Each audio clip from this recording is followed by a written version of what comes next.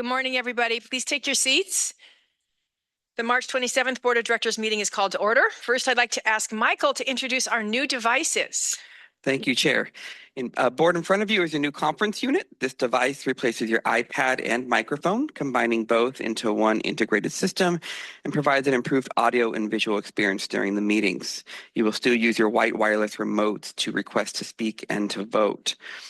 To speak, once recognized, press the red button in the center of the unit and activate your microphone. Press it again when you're finished. On the top left of the screen, you'll see two tabs. The discussion tab mirrors what's on the room display, and you can double tap to make it full screen and double tap again to return to the menu. The Documents tab, it contains the agenda and all attachments. Tap any item in the left column to view it. And please note that these devices do not have internet access.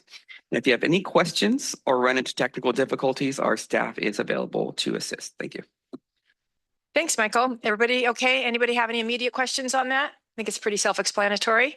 And it sounds like the sound is even a little bit better. I'm hoping that is the case. Okay, next I'll ask our interpreters to explain how to access interpretation. Please go ahead. It's not better? Oh, well, darn. Good morning. Announcement from the interpreter. To use the interpretation feature, please scroll to the bottom of the Zoom screen where the meeting controls are. Click on the interpretation icon and select English as your language. If you're joining through the Zoom mobile app, cell phone, tablet, etc., please press ellipsis, then interpretation, and then choose your language. Finally, click on mute original audio to not hear the original Spanish low in the background.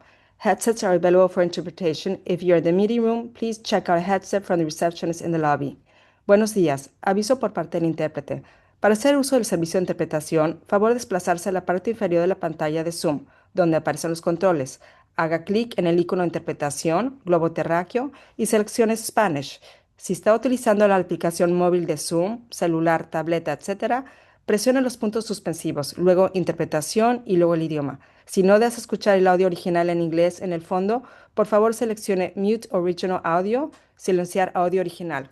Contamos con auriculares disponibles para el servicio de interpretación. Si se encuentra en la sala de reunión, favor de pedir auriculares con la recepcionista en el vestíbulo. Gracias. Thank you.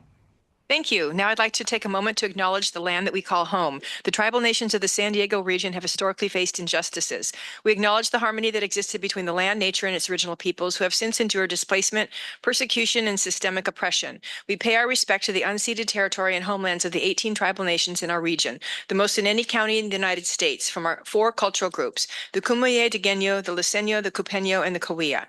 This land has nourished, healed, protected, and embraced them for many generations in a relationship of balance and harmony. As members of the SANDAG community, we acknowledge this legacy. We aspire to learn from Indigenous traditional knowledge and experiences in undoing the injustices of the past. And now if you could please stand and join me in the Pledge of Allegiance. Ready, begin.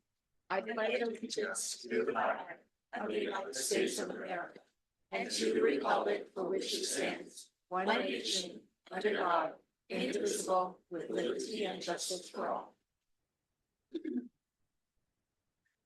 Michael, can you please confirm quorum? We have a quorum, Chair. Okay, let's move on to non-agenda public comments. Thank you, Chair. If you are online and would like to speak on the non-agenda public comment, please raise your hand now. But for the purposes of civility and orderly meeting, we kindly ask that you refrain from using loud, threatening, profane, or abusive language.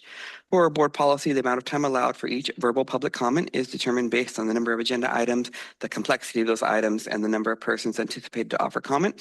This allows us to hear from as many people as possible and to complete our business while we still have a quorum. Based on those factors, the Chair has determined that for today's meeting, each member of the public will be allowed 2 minutes for their comments. And Chair, we have 10 in person and we have 7 online. We'll take all the in-person now and the online at the end of the meeting. Okay, thank you, Chair. First up would be Sam Berinsky, followed by Dr. Udo Wan.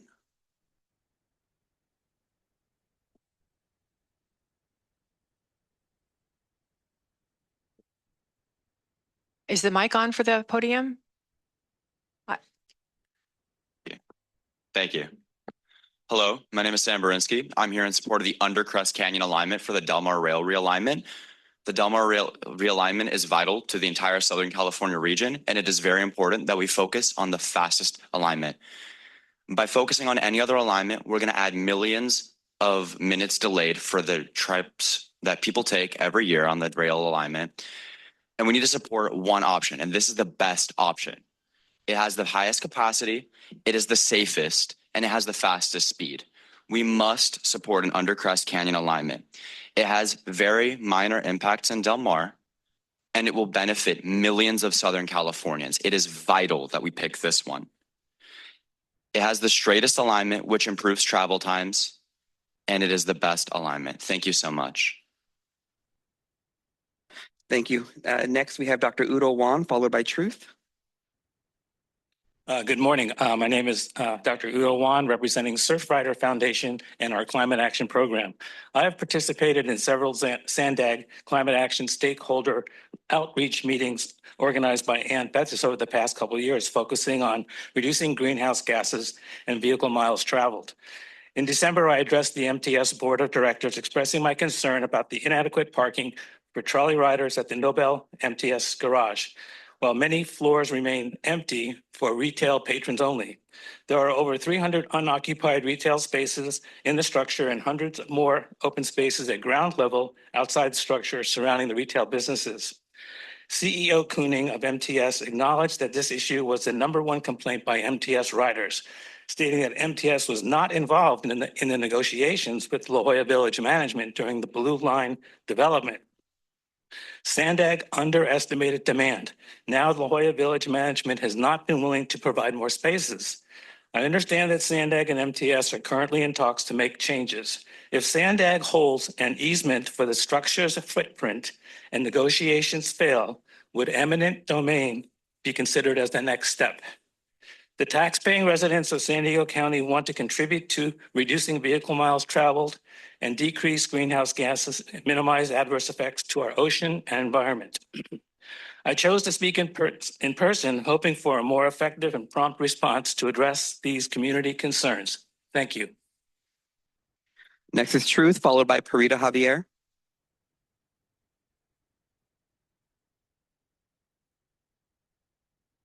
On March 20th, a friend told me, let me know if you choose the SANDAG beaches or ocean beaches today. I chose Coronado and IB, no regrets.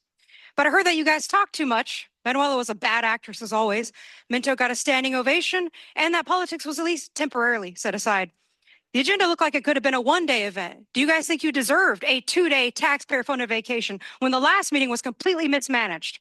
Why did you need catering, a fancy casino, and hotel rooms just to think and talk?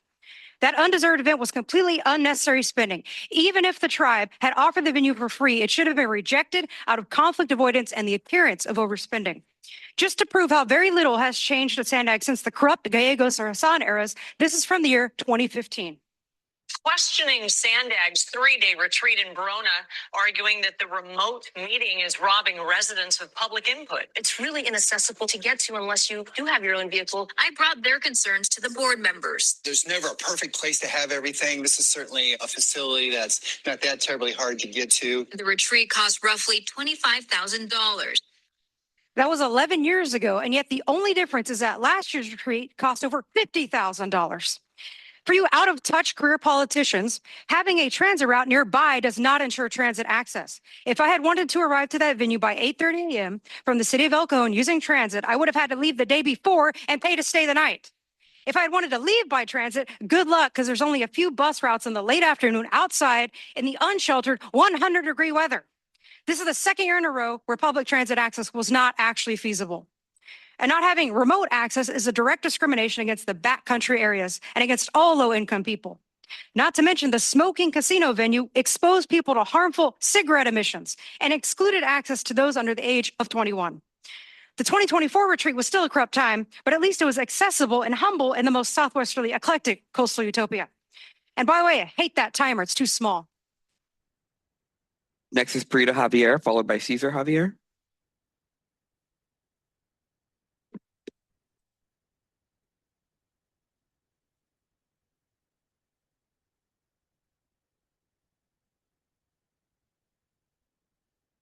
Say good morning.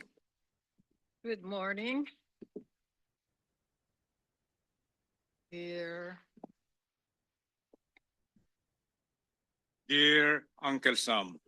Dear Uncle Sam, there's something new for you. the product of our toil, seeking representation to help us enjoy life in our property we call home. We have reasons to believe that the 11 elected city officials failed to protect and defend us. Since then, 2021, when we began our formal reporting.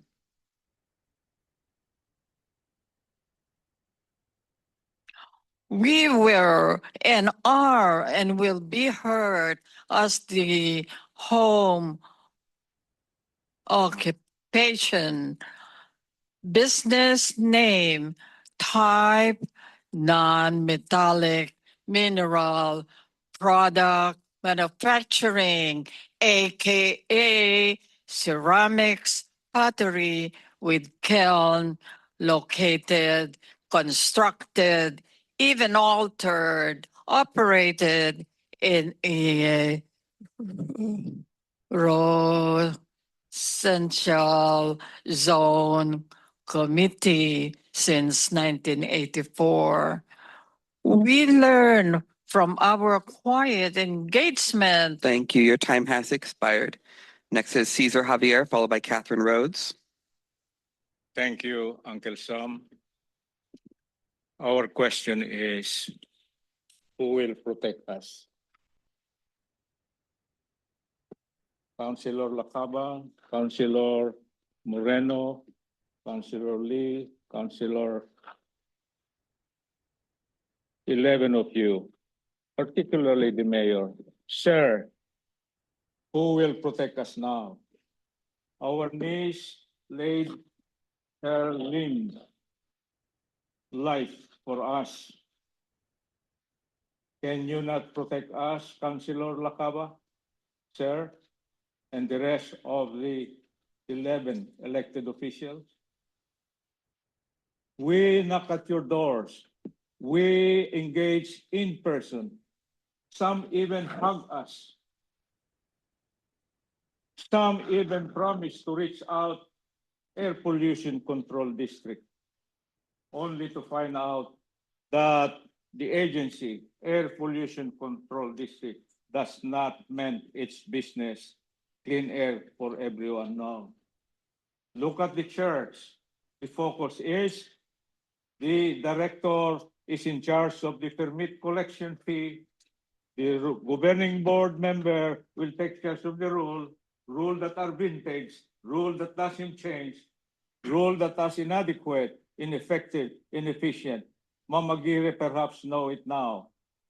And what is the mayor doing? Nothing, because he owns it. The water, she owns it. The city owns it. Garbage collection fee, the city owns it. How could we survive? How could you protect us, Sir Lacaba, who is representing the city now? This is not about only SANDAG. This is all about thinking. Thank you. Your time has expired. Next is Catherine Rhodes, Thank you, followed by Uncle Tom. allegedly Audra.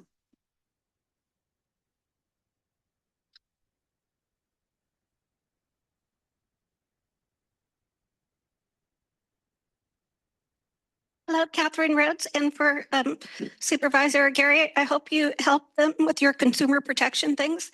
They've been coming here begging for help for toxic smells for years. Nobody has helped. Now you guys have an opportunity to. So excited for them, hopefully. So anyway, I'm here to talk about excuse me, City of San Diego City Council District 2 candidate Mandy Havlick and I are putting forward a transit occupancy tax clarification onto the November ballot. And my council person and the head of the San Diego City Council and vice chair of SANDAG, Joe LaCava, actually forwarded our two ballot measures at the Rules Committee to be heard again in May 2026. So I'm hoping people will call in May and actually be supportive of us. And I don't see where there's a timer there. So what it is a tax clarification. 20 years ago, the city had a lawsuit against the online travel agencies. 12 years ago, I've been putting forward this change in the ballot language. 10 years ago, the Supreme Court made a ruling that you have to change the language by public vote in order for us to get the full transit occupancy tax fee. And what it is it's about 30% increase in your TOT. For San Diego, that would be over $100 million in cash that we're not getting right now. That is being stolen from us because nobody understands what I'm talking about. And then the second one, instead of the convention center, you know, it has a poison pill that in 9 years, that tax is going away. And what I'm saying is a 4% for it, one for the convention center, one for homeless, one for the Balboa Park Conservancy, parks and libraries, one for infrastructure for Ocean Beach and Mission Beach Lifetime Thank you. Your time has expired. Next is allegedly Audra, followed by Chris Roberts.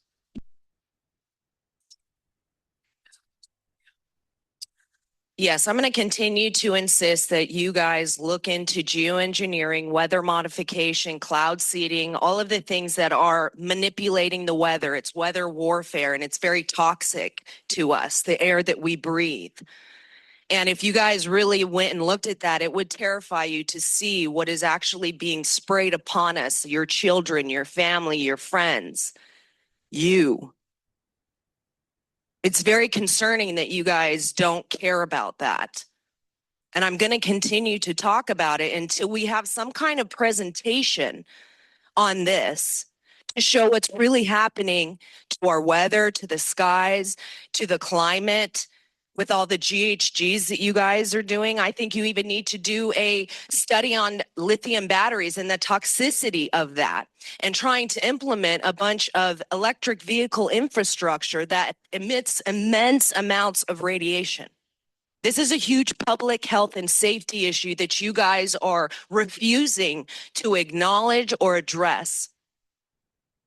And it's concerning, because it's going to continue to get worse, and people have lost their lives in storms that have been created by man.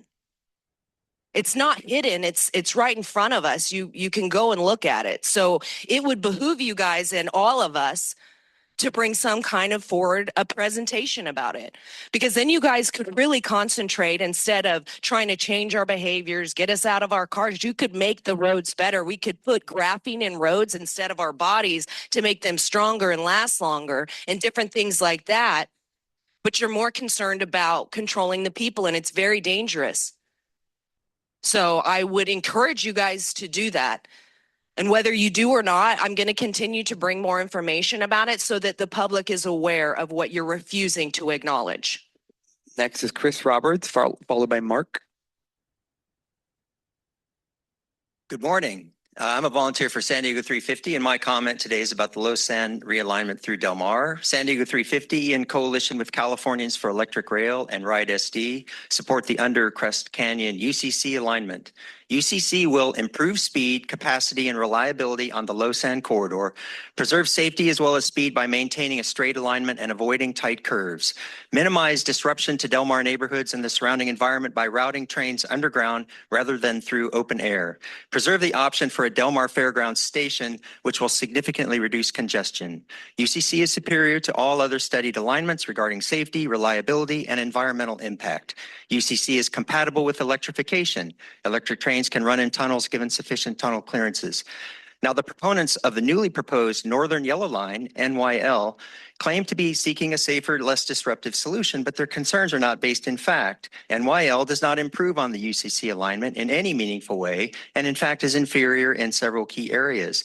Noise and vibration impacts from construction and operation of the UCC route will be minimal. A $2.3 million peer-reviewed study from LA found that the effects of tunneling at a similar depth depth were indiscernible to residents. The sharp curves of the NYL are more dangerous at any speed than the straight path of the UCC alignment. NYL does not provide for a Del Mar station, limiting access to the fairgrounds and doing nothing to improve traffic. Finally, because of the NYL sharp turns, the route, when built, will in fact be slower than today's alignment, meaning ridership on the line would suffer, forcing more commuters onto the already overcrowded I-5 freeway. Please move forward with the UCC alignment. Thank you. Next is Mark, followed by Griselda Ramirez.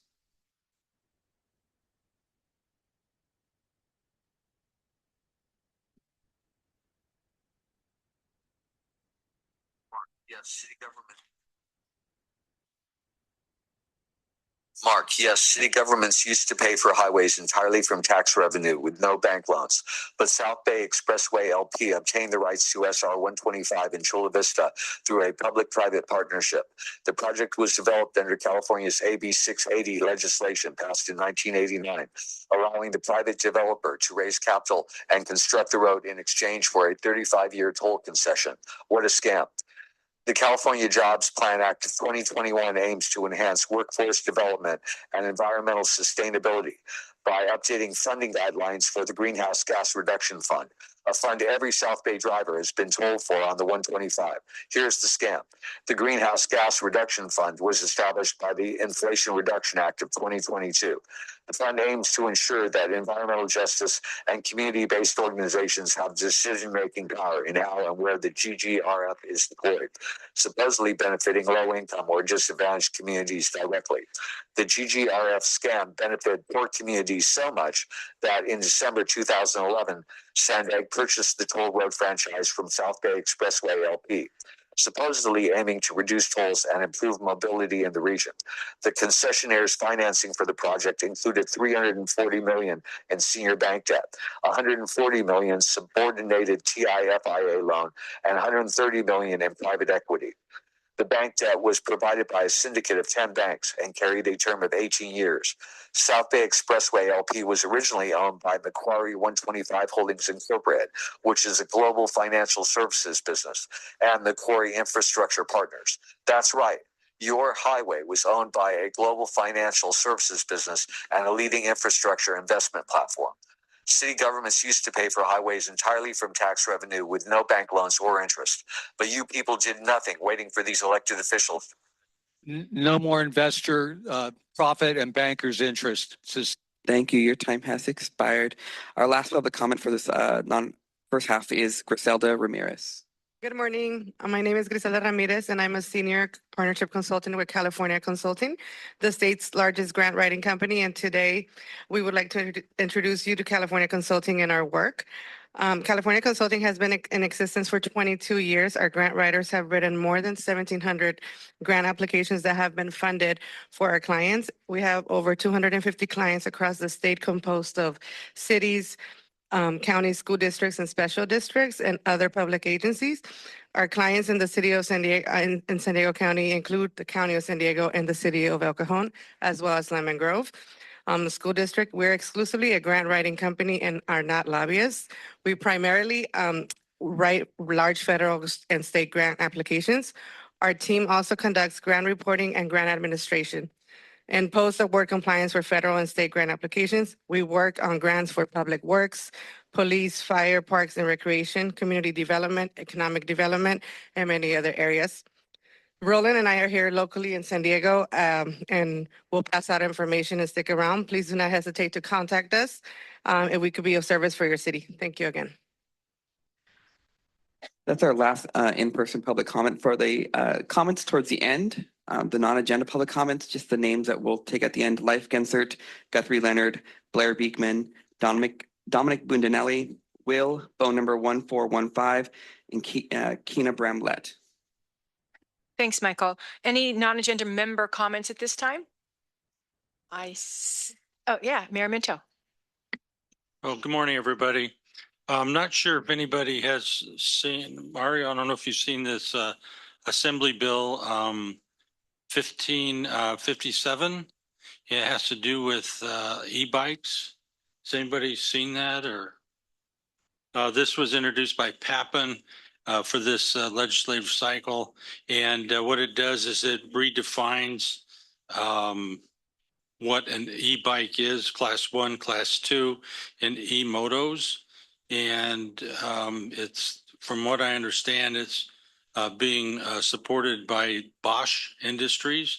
You know, everybody knows Bosch, they make all the big appliances.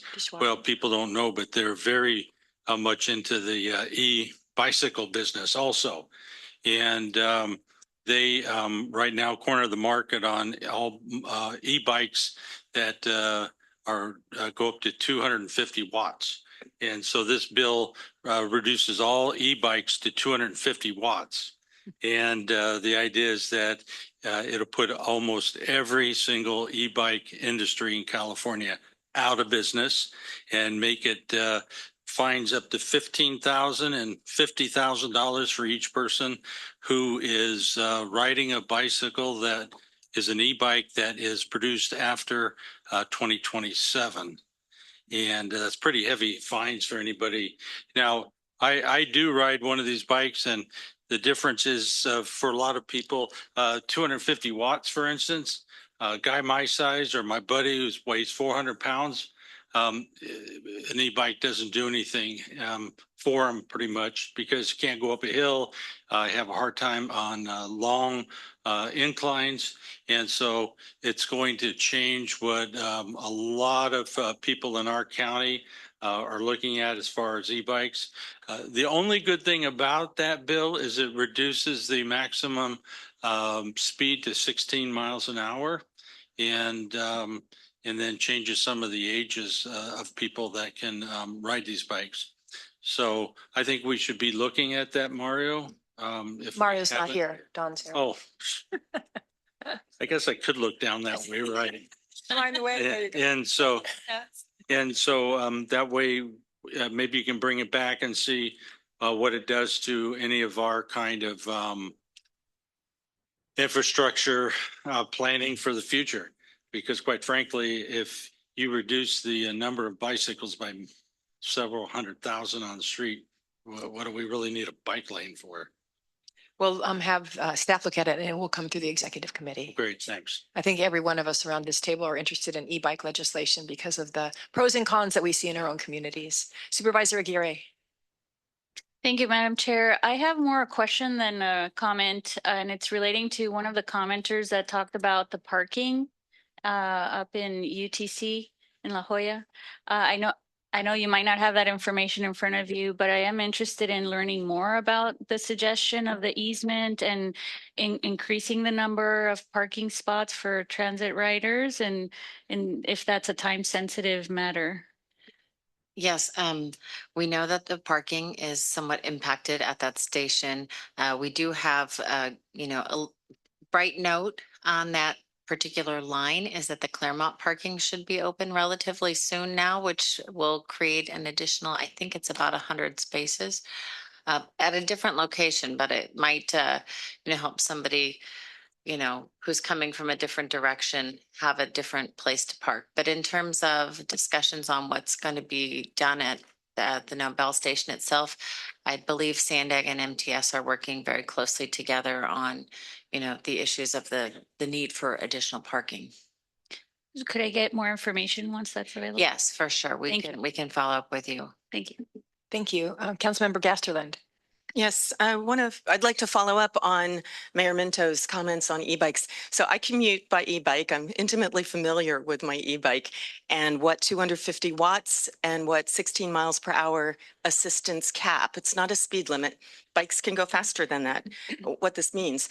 So my 500 watt bike with a cap of 28 miles per hour assistance, I can go 14 miles an hour up a steep hill. And we heard yesterday at Cal City's Transportation, Public Works and Communication meeting, we had about a 2.5-hour discussion about exactly this legislation and related legislation. And Cal City's, the policy committee voted nearly unanimously. There were 6 people out of over 100 who felt otherwise, but nearly unanimously to support the bill that you mentioned, but with an assistance cap of 20 miles per hour, which is what class 1 and class 2 are right now, and with a wattage of 500, a wattage cap of 500 watts, and which is what it is now. So that makes sense. Class 3 is still 28 miles per hour and a 750 watt cap. The real problem, and we've talked about this extensively yesterday as well, is boys between 12 and 16 banding together and riding their e-bikes through the streets in groups. And that needs enforcement, and it needs parents involved, and it needs education. So there's a different piece of legislation on that, and we unanimously supported that as well yesterday. Thank you. Okay, I see nobody else up on the board. It's my turn. I'd like to thank everybody who participated in our board retreat. I think it was a productive time and a good time for many of us, a little bit after hours as well. If you missed it, we announced the dates of the next year's retreat, which was February 25th and February 26th. Please put that on your calendars if you haven't already. And now I'll turn it over to Dawn for her update. Thank you. So good morning. I'm SANDAG's Chief Financial Officer, Dawn Batiste, and I know Mario gave a more detailed report last week, so just a few updates to share with you today. The first, we just want to thank everyone who took the time to join us at the board retreat last week, including all of our partner agencies and advisory members. We did start some important conversations around the Transnet program and the future of express lanes in the region.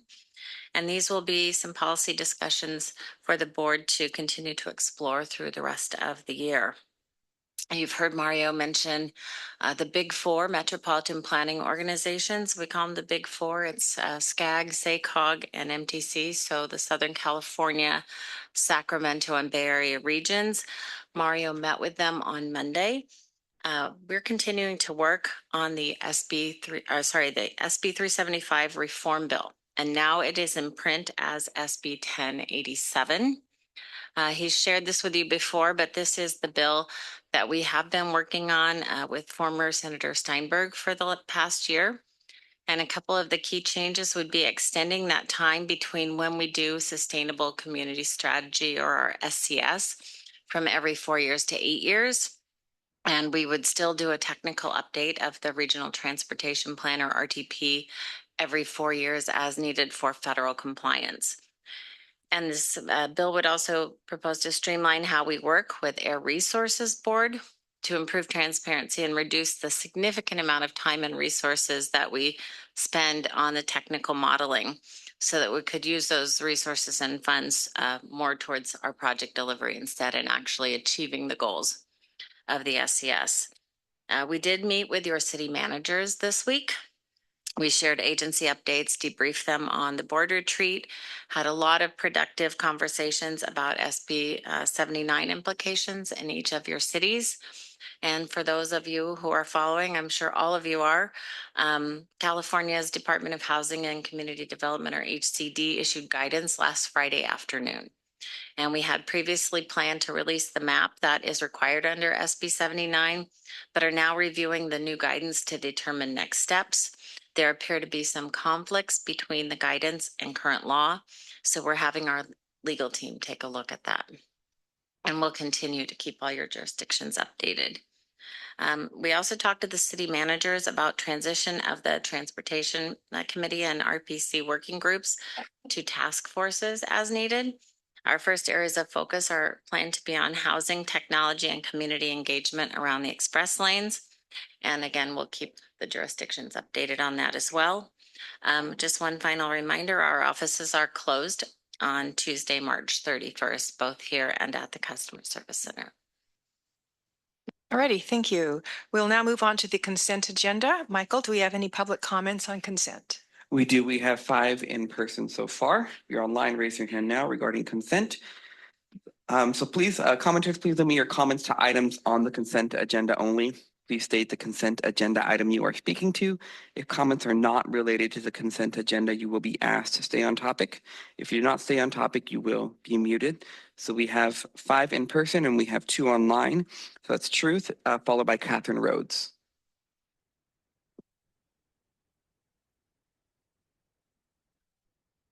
Item 3.1, the February 27th minutes say that a meeting actually started on time, but it does not, however, say who exactly was on time and who was not on time, which makes me waste time pointing out that this agency refuses to be transparent. Why did Lauren and Allison disappear for the vote on consent? When did Joe, Fernandez, Dane, and Bill leave? The minutes should also be transparent in listing who spoke on consent. That Dustin Fuller represents the state's interest, and that Leif Gensert represents Ride SD's interest, and that they both are in business with SANDAG, which is a conflict requiring transparency. And I disagree with the March 13th minutes that the meeting was ever called to order because that hot mess was managed worse than the Nora era. Multiple board members were late. The chair flipped the agenda, put a 3-hour-long closed session at the beginning, and then scrapped the entire meeting other than an overdue non-agenda. Shame on you. Item 3.2, as an apology to the public, the next meeting should be canceled. Item 3.4, policy number 1, SANDAG will only keep federal funding if you kick Trump, Enver, Manuela off this board. Policy number 9, no to Waymo, who faces a National Transportation Safety Board investigation. Item 3.5, I approve of Lisa's choices of Luz and Agnes on the audit screening committee. Congratulations. Both have done an excellent job on audit, and I trust that those two know a good person who will work diligently when they see one. I have no opinion on Scott Brickner other than he seems to be qualified.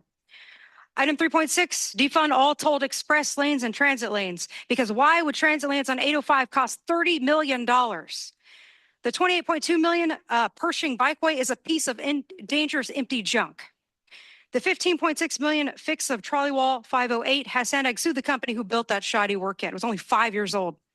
And I continue to not support the Otay Mesa East border crossing at a time when Mexico just released another 45,000 gallons of their sewage into our country.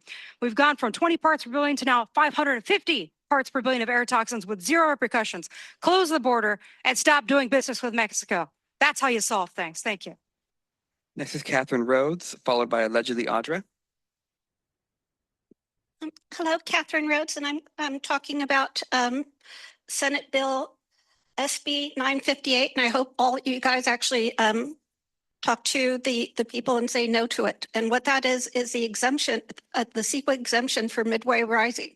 You know, some people think that we're actually going to get affordable housing, but we're not. There's little poison pills in the wording, of course. And so we're supposed to, they try to say it's 2,000, but it's 2,000 maximum affordable units. It's really only a minimum of 1,200. So it's only 40% less affordable housing that they put out there in the news. And then they also have wording in there that says if they don't get any free money from state tax credits or free money from the county or the city or SANDAG, then they're not going to, then it won't pencil out and they don't have to actually build any affordable housing. So zero affordable housing for our site. And then, you know, the person who is building it is Stan Kroenke, who is a #1 billionaire who has a #1 private land owner in the United States of America. He used to be #2, now he's #1. And he wants money to, instead of going for other people's other projects, affordable housing, he wants all that money to be put into his project when he can actually afford to build his own affordable housing if he wanted to. You know, he could build 2,000 units, no problem. But instead, he's trying to steal the money from, you know, the people that need it, especially the homeless. And so, you know, he can afford to provide, and it's going to create 90-minute traffic delays going in and out of Point Loma. You know, that's a fact, but the city's trying to get him exempted from it. One of the things the city doesn't realize is City Charter Section 221, sale of real land, says you cannot actually give away the land, even probably during surplus, because it's more than 80 contiguous acres. So that's going to be a lawsuit. Thank you. Your time has expired. Next is allegedly Audra, followed by Cesar Javier. Please identify the consent item you're speaking to. Your last meeting was run completely ridiculous. You disenfranchise the people when you wait till the last, after hours in closed session, to hear non-agenda public comment. You guys do that on purpose, and it's really disrespectful, but I'm sure that's not going to change. Now, with your legislative program, you guys, and your whole master plan for transportation infrastructure on the border and being the heavy freight zero emissions, you are going to significantly impede commerce when you do that. I don't know if you guys have ever talked to any truck drivers, like owner operators and people that actually are the ones doing this kind of business, but it is going to impede their ability to go anywhere and deliver goods. And the weight of those trucks will destroy the roads. So I don't know, like, I don't understand how you guys don't see that kind of stuff. It's like you're just like so hell bent on making things zero emissions, but you don't see how it's actually going to halt that. And if people aren't even going to want to come to California because of it. And there'll probably be a fee if they have to. So then it's going to go down into the people. But it's like that is very negligent to do because it is not going to save the planet.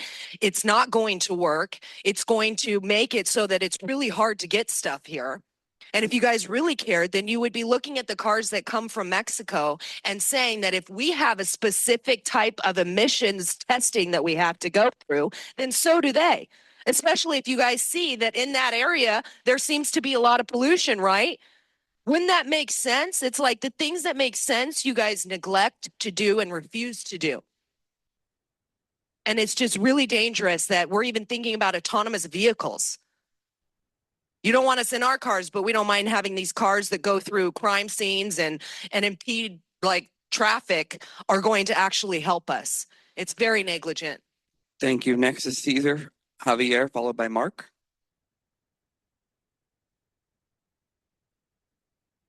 We have been reading and rereading our Constitution, and precisely this 3.2, 3.3, 3.4, 3.6 would be in the Venn diagram, which we would like to encapsulate in our input.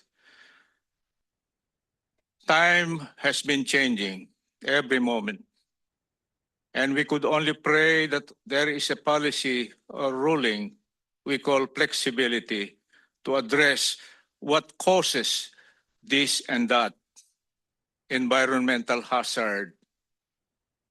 My legitimate input here, along with SANDAG's mission, is what preparation, what mobility in circulation, and circulation to address this cleaning of the mess and helping the victim. What kind of transportation, Sir Lacaba, Ma'am Moreno, Ma'am Aguirre, so that we could bring out those toxic materials out of the region? And flexibility or ruling, how to help priority concern the victims of the pollution in the region. Where is our intelligence, if I may ask respectfully? No harassment, no threatening, but dear say, God help us, the city elected 11 official should step down because we have solution.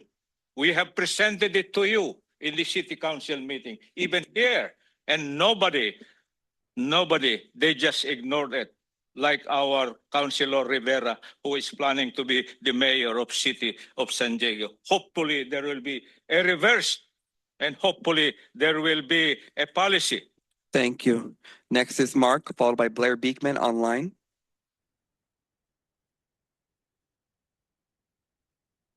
Please identify what consent items you're speaking to. All of them, especially 3.2. So in 3.2, it mentions, to make a long story short, measures of means of travel, including but not limited to percentage of everything you can do, including walking and biking. This is the most totalitarian thing that has ever been or ever could be. They literally just want to monitor everything you do. I just saw how the Justice Argus, I think it's called, they're putting 60 new cameras out in the unincorporated areas. We're becoming China. And if no one's seen a video on that, you could have 10,000 people walking by and every face is just in a little square identified with facial recognition. This is where it's going, and this is why it's going. I've got very little time. I'm going to mention the videos you should all see that prove that climate change is just a complete scam. Not that it doesn't change, not that we don't affect it a little, that what they're doing and the excuse they're using is crap. So see these titles on YouTube. Pollinators in Peril and the Madness of Geoengineering with Nikki Florio. That's one of the best ones. John Coleman of KUSI, How the Global Warming Scare Began. He's the most respected that there is. One meteorologist of the year. Is there a climate crisis? The science says not now and not in the future. That's credentials beyond belief. There's no emergency. Dissident climatologist Dr. Judith Curry on climate change. Lord Christopher Monkton, Georgia Policy. Geoengineering, Ring Watch, Global Alert News, July 26, 2025, number 520. Now, the other thing too is, and I don't even have time for all these. Oh, Harvard ScopeX 2025. You want to see that? And Audra didn't have time to mention the ionospheric heaters. That's real too, causing climate. Also, you don't want to have taxpayers subsidizing housing when and mixed use. That's all a scam. It's literally like. Thank you. Your time has expired. Next is Blair Beekman online, followed by Paul the Bold. Please identify what consent item you're speaking to. Hi, Blair Beekman. I wanted to speak to items 3.1, 3.2, and 3.4. First, to speak to item 3.4, can I have the timer available for me? Oh, okay, I can see the timer. About legislative program items for 2026. Thank you that you want to be working on RENA items. You want to update your RENA good practices and work towards lower income housing needs. Thank you immensely. Good luck in that continued good effort. To speak to item 3.2, the approval of meeting minutes of March 13th. You talked about ARGIS issues. Serious good luck, and in my continual words of we have to really consider what the future of ARGIS is about, and that there is the San Diego Law Enforcement Center and CLETS that are two data collection centers that can do a lot of the heavy lift around data collection issues and allow ARGIS to practice, our better practices of data collection, our best selves. Good luck in those sort of thinking and efforts. There's a lot of new ARGIS things that want to relate to federal agencies, that want to give information. We have to be prepared for that. We have to talk more about that. About the February 27th meeting minutes, there are a few items I wanted to talk about.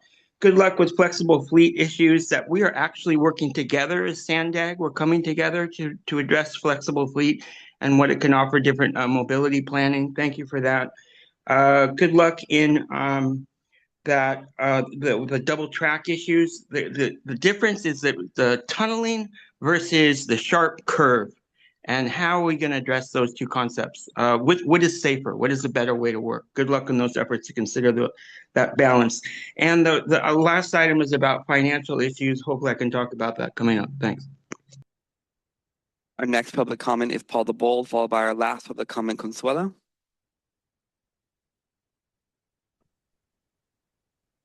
Okay, CEO Delegated Actions 3.3. It's good that there's only one sole source on the list.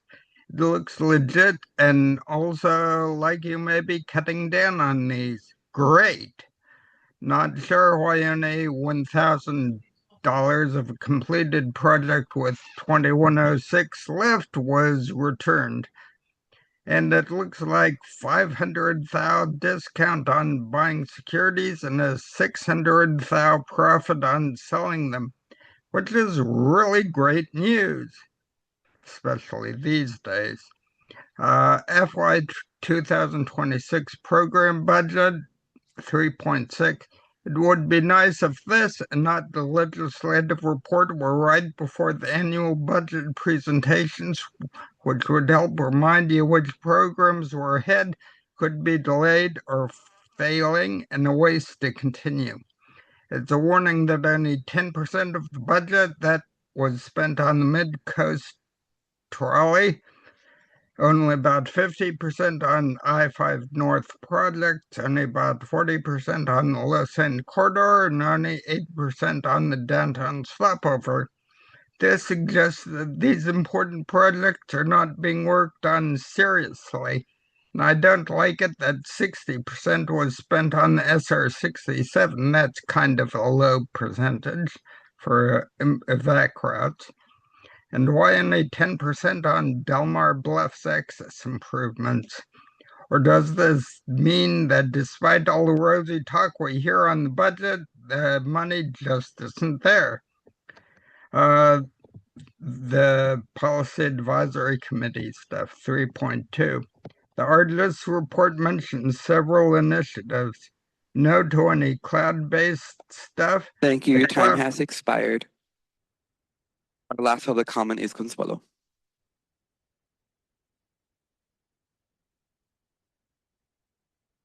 Hey, Consuelo here. And yeah, dang, Michael, thank you for skipping me for non-agenda. That's messed up.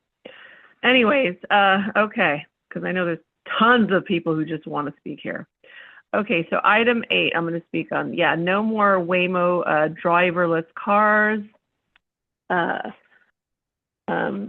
know they're put in place to contribute to the zero emissions, and that's so hypocritical, especially from this board and several other boards, that when you've never once ever addressed the chemtrails, not contrails in our skies. We've mentioned, several of us have mentioned before, back in 2007, 2008, I'd researched these trails. And at the time, there were a small group of concerned citizens speaking on these stratospheric aerosol injections. That's what they were called at the time, the SAI, the acronym. And now I'm so happy because there are so many groups speaking up on this topic. And I recently saw on our local 10 Weather News Watch, bye, love you! Our local 10 Weather News Watch, that Facebook actually disabled comments on a post that had a picture of chemtrails. It was so refreshing because all these people were just entirely awake to what was in them, what test results found. Anyways, long story short, if they weren't such a threat, then why did Florida pass SB 56? And you can look at that. And then the law says the core points of that law was it bans injecting, releasing or dispensing substances into the atmosphere for purpose of changing weather, affecting temperature, altering climate or sunlight. And the violations are a felony and fines up to $100,000. Why? Why don't you guys talk about this? It's just, another reminder too. I see how you guys drink your little Thank you. diet Your time sodas has there. expired. That concludes our public comment on consent, Chair. Thank you. Any board member comments on consent? Mayor Jones. I did. Sorry. I thought I pushed my buttons, so I'm not sure if I somehow If you pushed didn't. it twice, that means you turned it off. I thought I only pushed it once. Anyway, we'll figure this out, won't we? Okay, I have a couple of questions on item 3.6. One is the 78 Rapid project. What is that? I'm not sure if I know what that is. Sorry. Here comes Antoinette to the rescue. I know about the 15 Rapid project, but I'm not sure. think it's the same Rapid project, so it will come on to the 78 from the 15. It's the Rapid from Riverside to your community. And that was what I was thinking it could possibly be, but I guess my question is it specifically then a rapid lane only for the bus? Because I don't think we've ever talked about that. So No, and I'm sorry, I'm not sure what you're looking at, but there is no proposed rapid lane just for the bus. No, that's what I was asking, just because it said rapid. I didn't know if that still meant the HOV lane that's going to be built on the 78. It's just for bus? No, it's an express lane like the other express lane. So free for carpool, transit, and bus. Well, the board will have that conversation and make the decision, but we're assuming now that it's like the I-15 express lanes where you pay a fee as a single occupant vehicle and it's free for bus, carpool, and vanpool. Okay, perfect. And then one other question on the stopover, page 45. Is that an MTS project or is that a SANDAG project?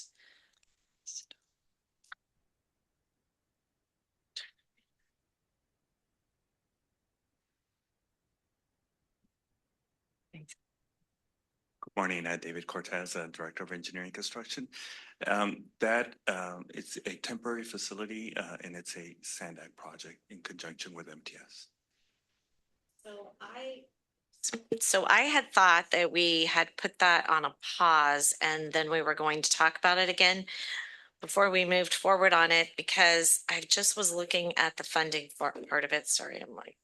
What attachment are you on? I'm getting to the page. It is. Because we're all online now. Yeah, sorry. I have, oh gosh. Sorry. I think it's page 45. don't know that it helps. I'm trying to get to it too. Oh, no, sorry, it's not 45. That's not where the funding is. It's actually on page 49. It's showing 67 million. And I know that we already did acquisition for that, but 67 more million for a stopover. I just didn't remember this being a priority in our regional plan. So what we're building is a temporary facility. It's not going to cost us 67 million. We're not going to spend 67 million on that project. We are putting a pause on the bigger facility, the original intent, and acquiring any more properties. What we're going to do is use the properties that we have for a temporary facility to accommodate some of the buses that MTS. So the $67 million, where is that going to be coming from? What funds? We'll look at the CIP, but that it's not new funding. So we're collecting on the site, right? We're collecting dollars for the, thank you. Yeah.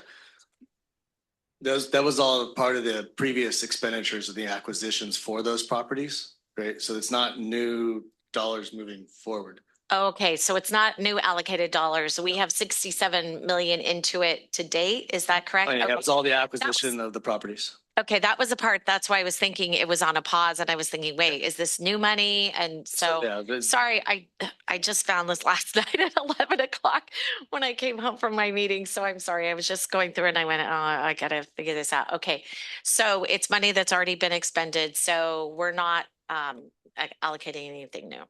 There's no, and Dawn is going. Perfect. Okay. Yeah, sorry so about that. so this is implementing some previous board direction to go ahead with the temporary facility. Let's get the buses off the street. This isn't the larger sunk costs on this are already over 36 million of that 67, and we have been collecting revenues on the rents at that location. Right. So, Yeah, I knew we were doing that. I just need a clarification on that. yes. All right. Well, that would be all I have then today. Thank you. Thank you. Supervisor Aguirre. Just a quick comment. I want to commend Mario for I read that some of the investments and securities that he made resulted in a $3.2 million return, which is only 22% of our 0.22% of our entire budget, but every bit helps. And I think I just wanted to say that I commend him for making that good decision. Thank you. Thank you. That's nice. Councilmember Contreras.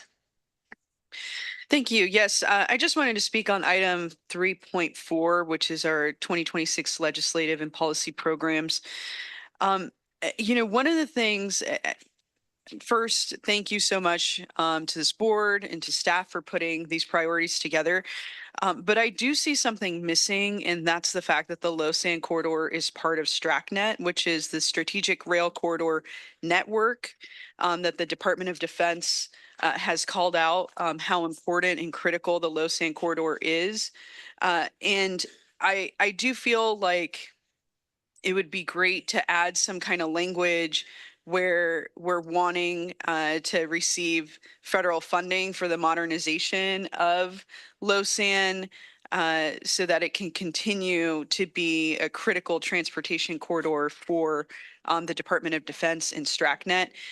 None of those words, I'm not finding that at all. And potentially it could even go under item number 1. But I did want to call attention to this board.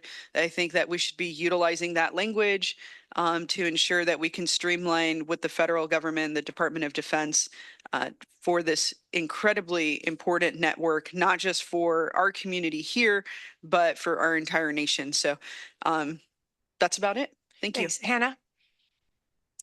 Yeah, we don't specifically identify that it's part of the STRACnet in the legislative program, but it is part of our efforts when we speak about it, especially when we talk to our federal partners. We stress the relationship between the corridor and readiness for national security. So we could, if the board would like to add it, we could do so. But I want to thank you for underscoring that point, and it is one that we use quite a bit, especially when speaking to our federal partners. Yeah, and I would just say, you know, because it sounds like we are using that language, I think it's important for us to highlight that in our legislative platform.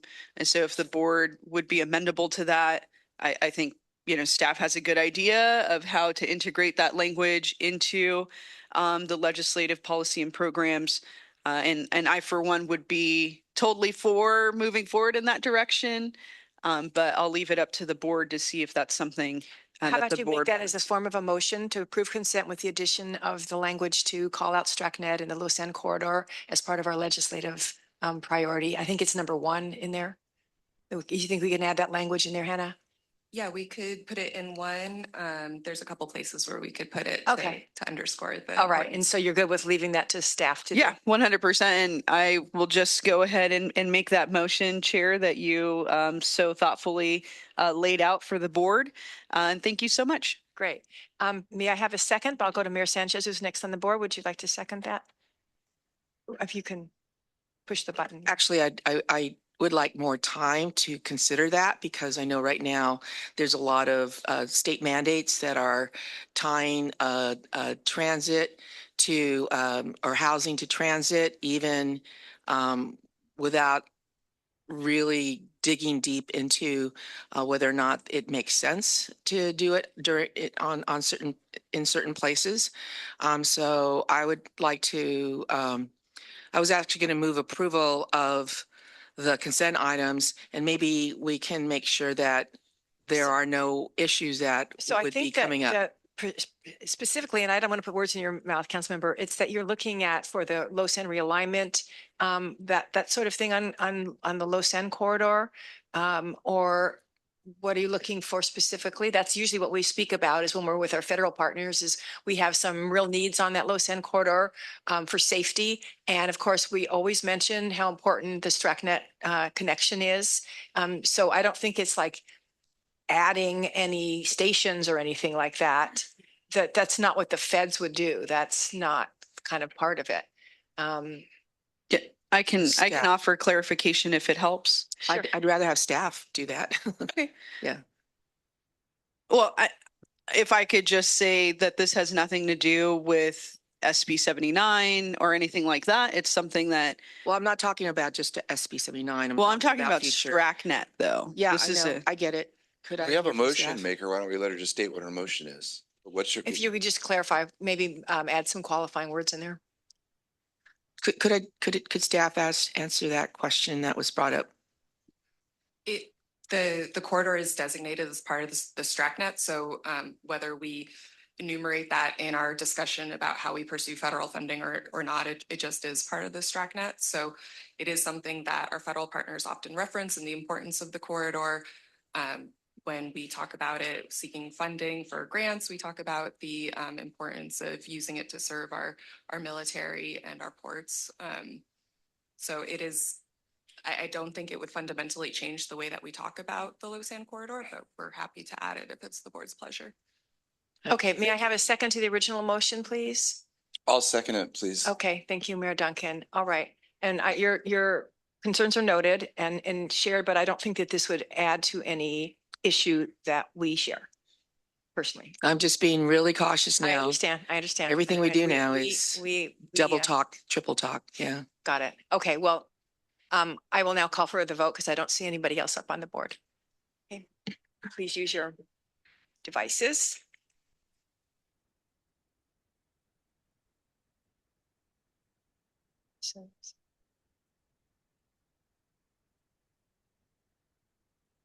Very good. All right.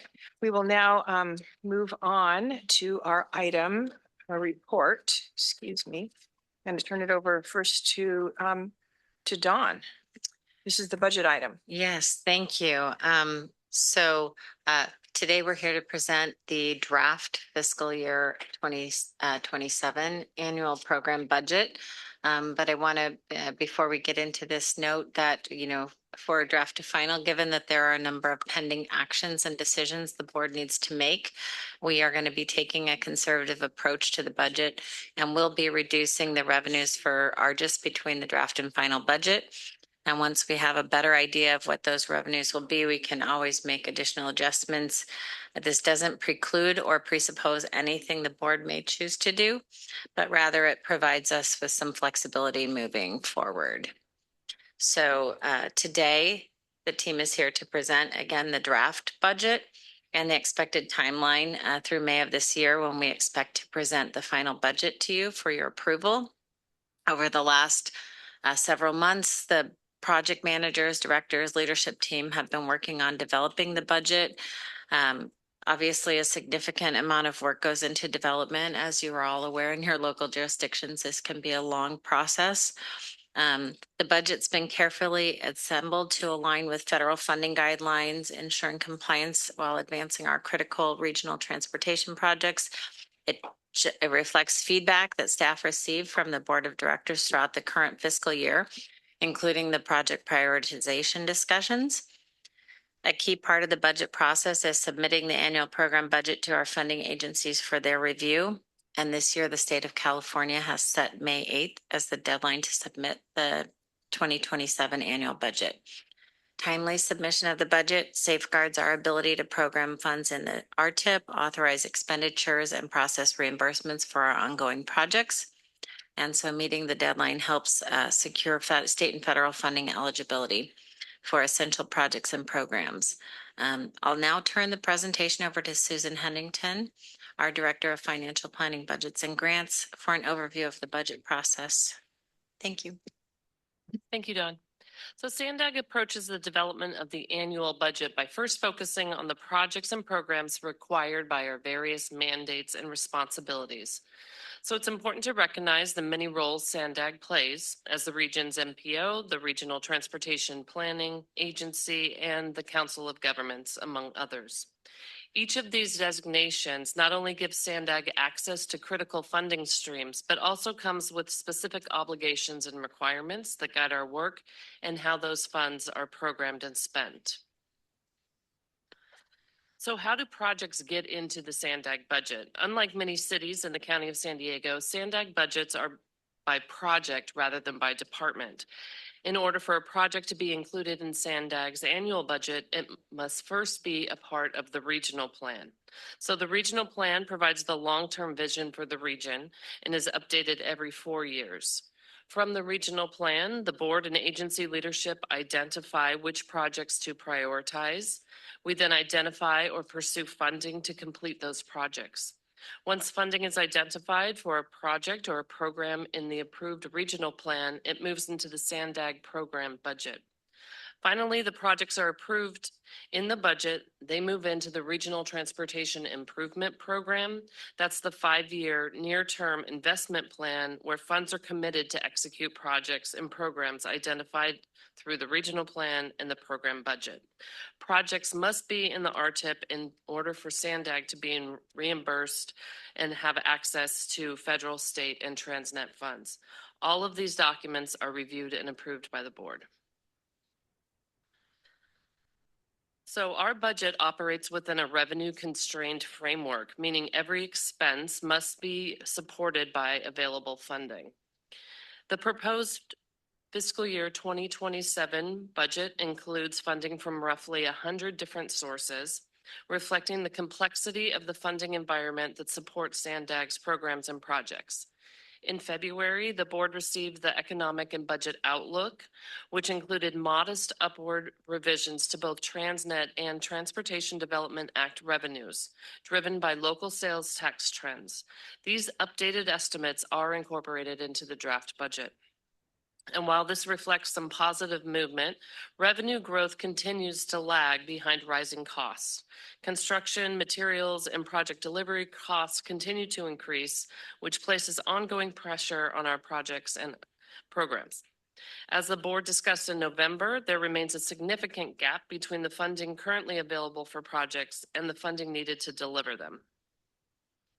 So with that, I will jump into the overview of the budget, the fiscal year 27 budget. The total is $1.4 billion, 691 million, more than half, is dedicated to project development and the delivery of our capital program, supporting major regional projects like Otay Mesa East, Transnet major corridor projects, transit and rail improvements, and the regional bikeway program. 496 million, nearly a third, comes from the Transnet revenue and is passed through to the major corridor program, local jurisdictions, transit operators, and grant programs as outlined in the Transnet ordinance. $88 million funds our regional operations and services, including the 125 toll facilities, Freeway Service Patrol, the I-15 Fast Track, ARGIS, and Criminal Justice. And over $79 million supports our planning projects, our overall work program, which covers planning, data science, outreach and engagement, financial management, and grant administration. There are three primary components of the SANDAG budget. That's our OWP, our planning, our ops and services, and our capital budget. Over 3/4 of the revenue used to support the budget components come from state and federal sources. Most of these are dedicated grants for specific projects and work efforts. Transnet sales tax only accounts for 16% of the revenues we use for our projects. Other local funds are the Transportation Development Act funds, TDA, member assessments, and toll road revenue. So next, I'll hand it over to our program directors to dive deeper into the projects and programs within their budget components. And to start us off, I'll turn it to Antoinette. Okay, good morning. Antoinette Meyer, your Senior Director of Regional Planning, and I have responsibility for SANDAG's overall work program. So the overall work program covers 58 different work elements, and it totals about $79 million. And while it primarily covers planning work, it also covers our major program areas like data science, outreach and education, financial management, and the grant programs that we administer. And this is why the largest expense category there in the OWP is the funding that we pass through to other entities for grants or for programs like the Youth Opportunity Pass program. So now that the regional plan is over, we adopted it in December of 2025. The focus of the OWP is on implementation, those near-term projects in the regional plan, and the project delivery strategy that we brought to the board last fall. So this includes a rail grade separation prioritization study, the express lanes projects, the 6 new rapid buses that we're planning, the San Ysidro Transit Center, and some rural corridor work with our tribal partners. You'll notice there's a $7.7 million decrease from last fiscal year, and this is due to the completion of the regional plan, but also major grants like the State Housing Acceleration Program, the REAP money that we got. That expenditure deadline is December 2026, so that grant is going to go away. So with that, I'm going to hand it over to Regional Ops. Alex. Good morning. Thank you, Antoinette. Alex Estrella, your Acting Transportation Services Director. The Regional Transportation Service Budget Program focuses on providing ongoing management and operations and maintenance support for a number of regional projects. And these projects are designed to support travelers and public safety agencies in the San Diego region. It covers over 31 different types of projects, totaling about $88 million, as you see here in the slide, where a large portion of those funds are based on toll revenues, but also local funds. And just to highlight some key projects or programs under this, this includes under our transportation operations, it includes our ongoing management and maintenance for our toll center. It also includes operations and management for State Route 125 facilities and I-15 toll facilities and systems.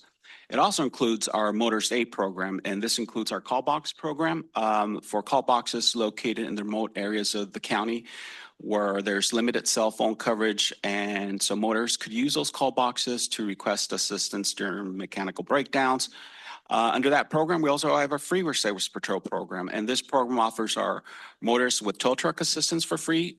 This could include, for example, jump starting a battery, also changing of a tire, but also working with CHP and Caltrans during major incidents if they request help in clearing those incidents. Other programs under this chapter also includes the operations and management of our law enforcement data systems under ARGIS and also administration of research efforts under the criminal justice program. In terms of expenses, as loaded in this slide, the overwhelming budget expense, 88% of that total budget is set to the transportation operations, again, our toll center and our ongoing maintenance and operations of our tolling facilities. Continued efforts focus for FY27 include ongoing management of toll operations and also ongoing operations of our express lanes facilities and our State Route 125 facilities to maintain our financial obligations and focus on improving day-to-day operations. So the 5 million increase that you see here in the slide is based on from last year is primarily due to increase in administrative costs necessary for ongoing operations of the toll program and the systems, also to provide maintenance support for administering our toll collections for the roadway. With that, I'll turn it over to Clint, who will go over the capital program. Good morning, Clint Peace, Senior Director of the Capital Oh, hold on Program. one sec. We have a quick question for, I think, Alex.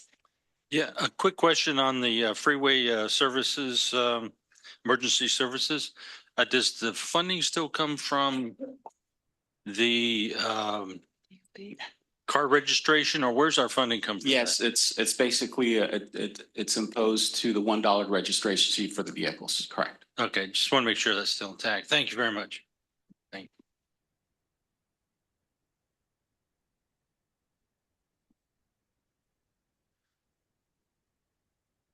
you. Good morning, Clint Peace, Senior Director of the Capital Program. This year, the capital program is everything kind of that enters the environmental phase, all the way through environmental design, right of way, and construction, and ultimately a closeout. So it's everything that comes from the planning side into the capital to deliver and construct. That includes projects that SANDAG is directly delivering, as well as projects that we partner with Caltrans on to deliver is all in the capital budget. So the draft budget for fiscal year 27 is almost $700 million. There's an increase from FY26. Primarily, that's a lot of those projects you see moving into construction, particularly on the I-5 corridor and some other jobs. So some major, it also includes our management. So the Transnet program, project management or administrative costs of the program, the regional bikeway, transit, rail, highway, grade separations that Antoinette mentioned are all in there, as well as the environmental mitigation program that we spoke at the board meeting. Oh, that was it. Okay, good morning. I'm Robin Wapner, your Senior Director for Administration and Public Affairs, and we've now reached chapters 6 through 8 of your annual program budget. I'm going to start off with the internal operations component of the budget, which includes the administration budget, the budget for your Office of the Independent Performance Auditor, and the board budget as well. So we're going from the largest component of the budget with Clint in your capital program, if you're thinking of those pie charts at the beginning of the presentation, to one of the smallest components of your budget, but I might argue is potentially one of the most important components of your budget, because the administration budget really serves as the hub for the agency. This is where all of the charges live that can't be charged directly to any individual project, but you still need these services to happen in order to deliver these projects. And so administration is where your departments like contracts and procurements, human resources, finance, IT, and your traditional administration internal operations services live. I say all of that because I want to stress that this is essentially where our overhead rate comes from. And I think you all have overhead in your jurisdictions as well. This is the cost that gets spread out across the entire agency. And so in a time when we're looking for levers, ways to reduce cost and deliver our projects at less expensive rates, the administration budget is a good place to start. And so that's what we're doing. We're spending a lot of time looking at the administration budget line by line to figure out what are our actual needs, what are our actual costs, and how should we be budgeting this going forward. Council President LaCava at our last meeting called it zero-based budgeting. So that's really the approach that we're taking. And because of that, you're going to see a lot of changes, not only from year over year, so from FY26 to FY27, but even between the draft budget and the final budget this year. And I would expect for the next few years as well, as we really dig into all of these details. So this year, you'll see a significant shift in temporary personnel. This is one that will be going down between draft and final, but is still going to stay as an increase over last year. And that's because we're looking at temporary personnel as a way to really address some of those short-term but critical needs for the agency. So we get to bring in individuals to address whatever it might be. If we need to respond to a certain audit or someone is out and we need to fill a critical need, we can bring someone in without bringing on a regular full-time employee that would drive up our benefits and long-term pension costs. So that's sort of a lever that we're using to maintain flexibility with our budget going forward. Office equipment has gone up, and that really is just to reflect anticipated costs. We went and we looked at all of our invoices, planned on what we're going to need for the year, and so that did raise some of the costs year over year. Insurance, I think, as we all know, is going up. So we projected about a 25% increase year over year. That will go down to about a 20% increase between draft and final as we continue working with our brokers to figure out what the real cost of those premiums might be in the coming year, but definitely is going to be an increase year over year. IT maintenance equipment has also gone up, and that's because of a lot of the new software that we're planning to bring on. That's for things like a new learning management software. So this has to do with all of the trainings that we've committed to and that we know we need as a result of some of the audits that we've had over the last few years. This software is going to help us really make those trainings available to all staff in a much more streamlined and way that we can monitor. We're also bringing on a new travel software that we're very excited about, again, to help implement some of those new controls that we know that we need here at SANDAG. Under this line item is also where we're beefing up our cybersecurity activities, which we know is a need, as well as other activities to help streamline and integrate all of our existing systems, which has come out of some of our audits as well. Contingency reserve and contracted services, you also see a change, and that actually has to do with a shift between those two line items. So we moved some of our litigation costs from contracted services to contingency reserves, and we reduced some of those litigation costs. That's because some of our litigation has closed out, and we also know that more litigation will be coming, but it needs to live in the contingency reserve just based on how we charge for those sorts of expenses.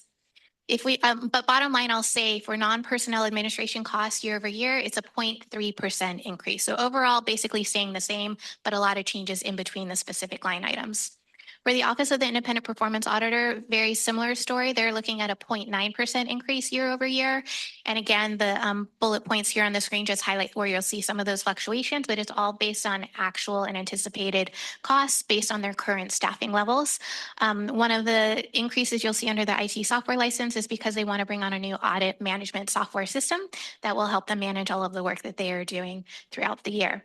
And so finally on this slide also is the board budget. Again, you're not going to see a lot of changes for that budget year over year. It's actually going down because of the cost for your outside legal services based on what we actually ended up paying over the last year. We were able to bring that down for the coming year. And so with that, I'll hand it over to Josh to close us out with the human resources budget. Hold on one quick second. We have a question from Mayor Minto, and then Councilmember Pike is a question after that. Okay, I probably should know this, but under IT, do we have actually utilize a contact records management system so that we know every time somebody calls in, whether it's a board member or a member of the community, and track whether or not their questions have been answered and follow up on all that? We do not. It is something our Public Affairs Department has been requesting for many years. So it's certainly something that we're looking into, but we don't currently have that. Great. You know what? I think that's something that we should make a priority, because the question that I have is, if I, well, other than the fact if I call Mario, I'm almost guaranteed, because of being a board member, I'm going to get some kind of response. But if I'm somebody from the public, or let's say maybe one of my council members calls and it's not a board member, and how do I know if they're getting their questions or concerns are being followed up in a timely manner? Or when somebody calls and complains and says, you know, I've called 5 times in the last 3 weeks, and we're able to say, no, you haven't called more than once in the last 3 weeks, and we're still working on that. And as a matter of fact, we've shown in our system that we've contacted you twice to make sure that we followed up with your concerns. That's going to be important to not just transparency, but customer service. Thank you. Thank you. Councilmember Pikes, you have a question? Well, actually, I do like your suggestion, John, so good for that. Let's maybe get that in next year's budget. But my question was more from speaking out of ignorance here, but what exactly is zero-based budgeting? for those of us who aren't accountants? Yes. Well, I am not an accountant either, but basically what we're doing is starting from zero. So instead of taking the numbers from last year's budget and just pulling them over, we're actually building it from the ground up, looking at the invoices that we used for the last year, and then doing ICE analysis. So estimating the costs for anticipated services for the coming year. So we're building it from the ground up. Thank you for that. Mayor Ayers, is that a question? Yeah, I had a quick question. I downloaded the full budget. I was trying to follow you along there. Some of your numbers are different than what I downloaded. So first question is, what is the latest draft budget we're working from? The one I was working from was dated February 27th. Is there a newer one? No, it's the same. Okay, then I'm a little confused on the numbers being quoted here in this meeting. I'd just like to make sure that what's out there for the public, because that's where I download, reflects what we're talking about. And I understand it's a draft and it will be going through changes as we go. So, but February 27th is the correct one? That's correct. Okay. So I think there's some confusion, at least for me, as far as what the numbers are that we should be reviewing. Did you have a specific one that you wanted to point out? Yeah, I could point out it was the increases in, it was in chapter 6. Actually, it's probably better done offline. Okay, that's I good. just want to make sure we knew what draft we're looking at, because that's what we do, right? Yes, very good. Thank you. Appreciate that. Okay. All right, back to staff. I think it's Josh's turn. Good morning, Joshua Golter. I serve as your Director of Human Resources. The 2027 personnel budget reflects the full cost of supporting SANDAG's employee workforce, including salaries, retirement contributions, health and welfare benefits, payroll taxes, and other personnel-related expenses necessary to deliver the agency's programs and services. In the draft budget, we are maintaining the agency's current workforce headcount. We are recommending a 3% adjustment to the salary ranges on our position classification table. Importantly, adjusting the salary ranges does not automatically increase employee pay. It simply maintains the agency's capability to compensate positions competitively within the structure. The budget also includes a 3% compensation adjustment pool, which provides flexibility to address promotions, individual salary adjustments where appropriate, and a general salary increase. This level of funding is consistent with the 2026 compensation growth trends across state and local government employers and with the national benchmarks reflected in the Employer Cost Index. Between draft and final budgets, we are also surveying the agency's peers to confirm this is in alignment with our regional labor market. And finally, no changes are proposed to the agency's benefits programs. With that, I'll turn it back over to Susan. Thank you, Josh. So over the next month, we look forward to receiving feedback from our funding partners, the board of directors, and key stakeholders. We'll carefully incorporate that input and return in May with the final budget for your review and approval. Once adopted, the final budget will be sent to our funding agencies for their final approval and revenue allocation for fiscal year 27.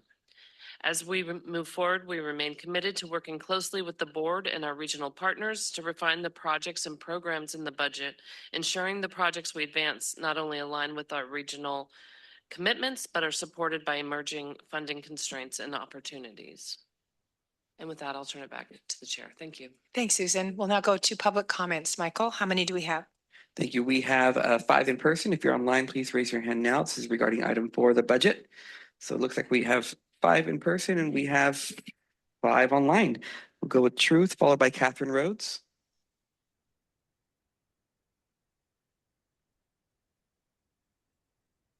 No to any catering other than coffee. However, Mento, great idea.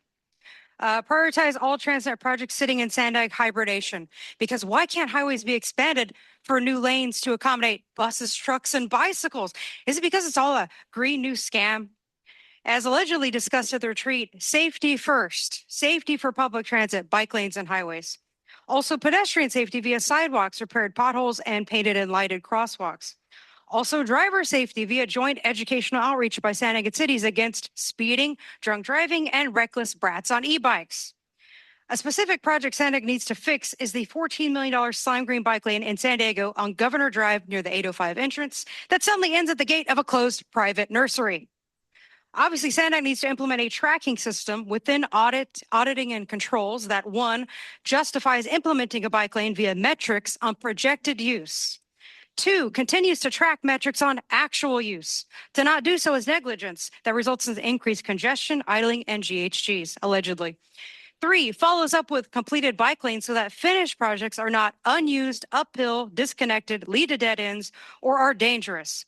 Cities like Encinitas and Imperial Beach of the future should not have to spend general fund tax dollars fixing what SANDAG and others like Catherine and Manuela messed up. And 4, the same types of metrics need to be implemented by SANDAG for required use by both MTS and NCTD as part of an updated MOU. Eliminate the risk of a safety audit by DOT, because there shouldn't be a single injury or death on or near a trolley, let alone almost 500 assaults last year. In 2011, NCTD had a 98% fare recovery rate, so compliance and safety are possible. There's a board member here who recently publicly described SANDAG as that weird agency that designs all those green bike lanes a lot of people hate. I love that honesty, but it's up to the entire board to change that reality and implement projects that actually make all modes of transportation more efficient and safe for Thank you. everyone. Your time has expired.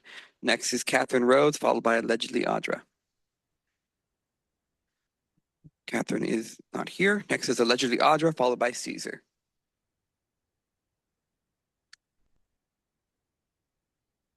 All right. When we're talking about your budget, I think we need to really be real about what is going on around us and what you should be spending your money on. And so I'm wondering if in this bottle I had these specific ingredients I'm going to list, if it would be concerning to you if I sprayed it in the room. Aluminum oxide, arsenic, bacillian molds, barium salts, barium titanates, cadmium, calcium, chromium, desiccated human red blood cells, which means they're dried, ethylene dibromide. See, there's a lot of things you can't even say. Mercury, methylene, methyl aluminum, mold spores, mycoplasma, nanoaluminum coated fiberglass, nitrogen, tetrafluoride, nickel, polymer fibers, radioactive thorium, selenium, sharp titanium shards, silver, unidentified bacteria, uranium, yellow fungal, mycotoxins. The list goes on. So I'm just wondering if I did this, would that bother you? Because it's being sprayed above us, and there are things like sulfur dioxide that is also being used to create rain. And if we're so concerned about the Tijuana River Valley and the hydrogen chloride, these are noxious, toxic ingredients and gases and different things, materials that are being sprayed upon us. Why doesn't that bother any of you guys? That's concerning. This is a BlackRock, DARPA, military, like weather modification thing going on. Weather warfare, like, does that not bother you? How can that not be something that you're concerned about when it's extremely Thank you. toxic? Your time has expired. Next is Cesar Javier, followed by Jillian Quint. This is item 4, the budget.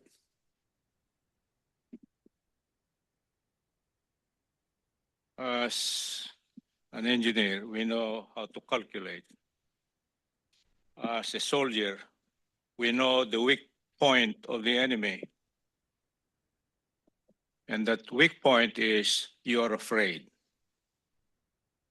The enemy is afraid. Councilor Lacaba, Councilor Moreno, these are examples, evidence. 1993 crisis. The Constitution says we have to form a perfect union. Did we, Councilor Lacaba, Councilor Moreno, and the rest of the 11 elected officials?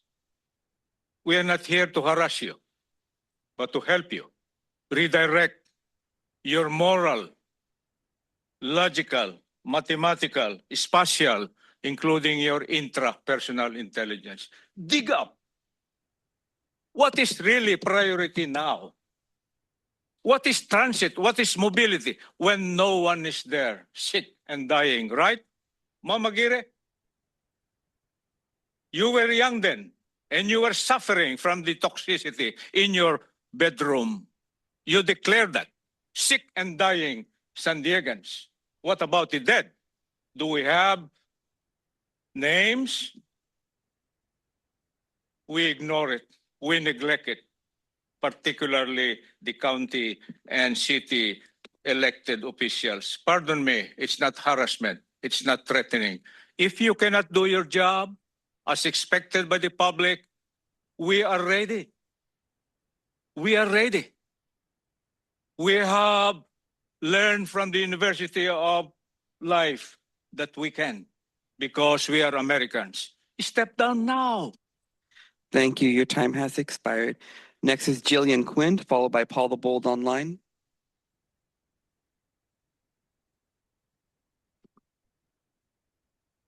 Good to see you again. I'm Jillian Quint, joining you once more from the San Diego River Park Foundation.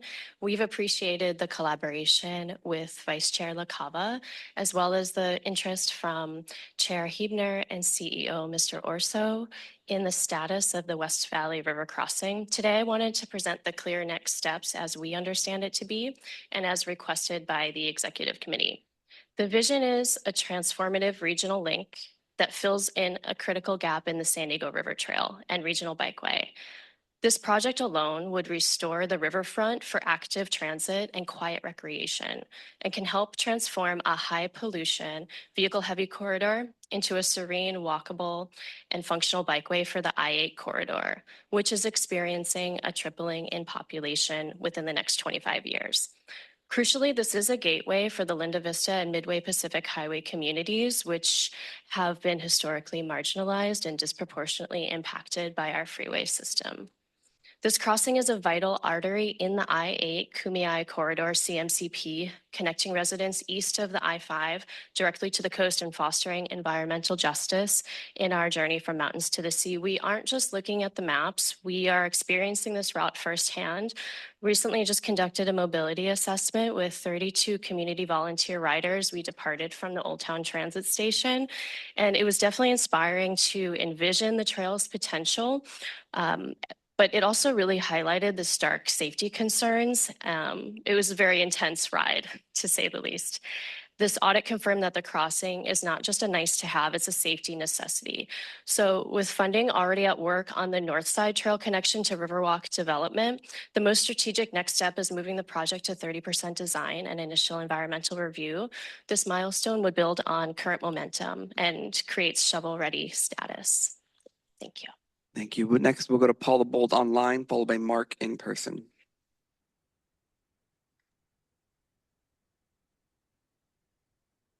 Paul the Bold, it's good that you're starting out on the budget early, but since this is in a draft, I see no reason to approve it now. Just take notes of what to change.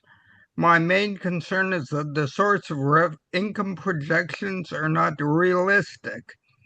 The funding sources report projects sales tax revenue growth of 2.52% over the next 5 years. Since many consumers are unable to afford basic goods, this is definitely over-optimistic.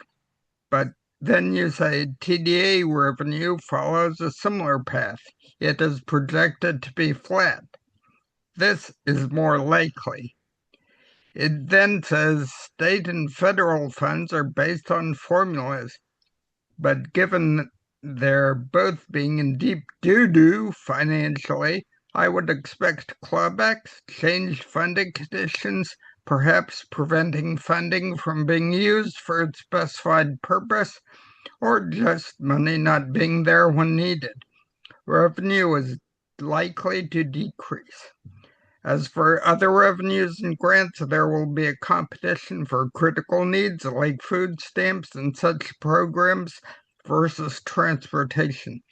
I expect total revenue to decrease as people are forced into car shares.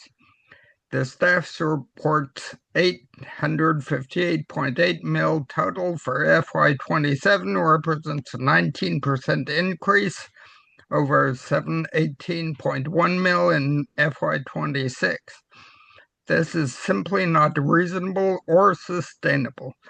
And about half, I heard, of the overall work program dollars supports planning. Thank you. Your time Sounds has like expired. Next is Mark in person, followed by Ariana Federico online.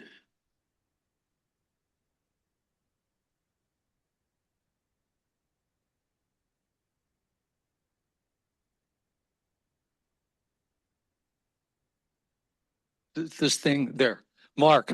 So this is straight up. You went in Agenda 21.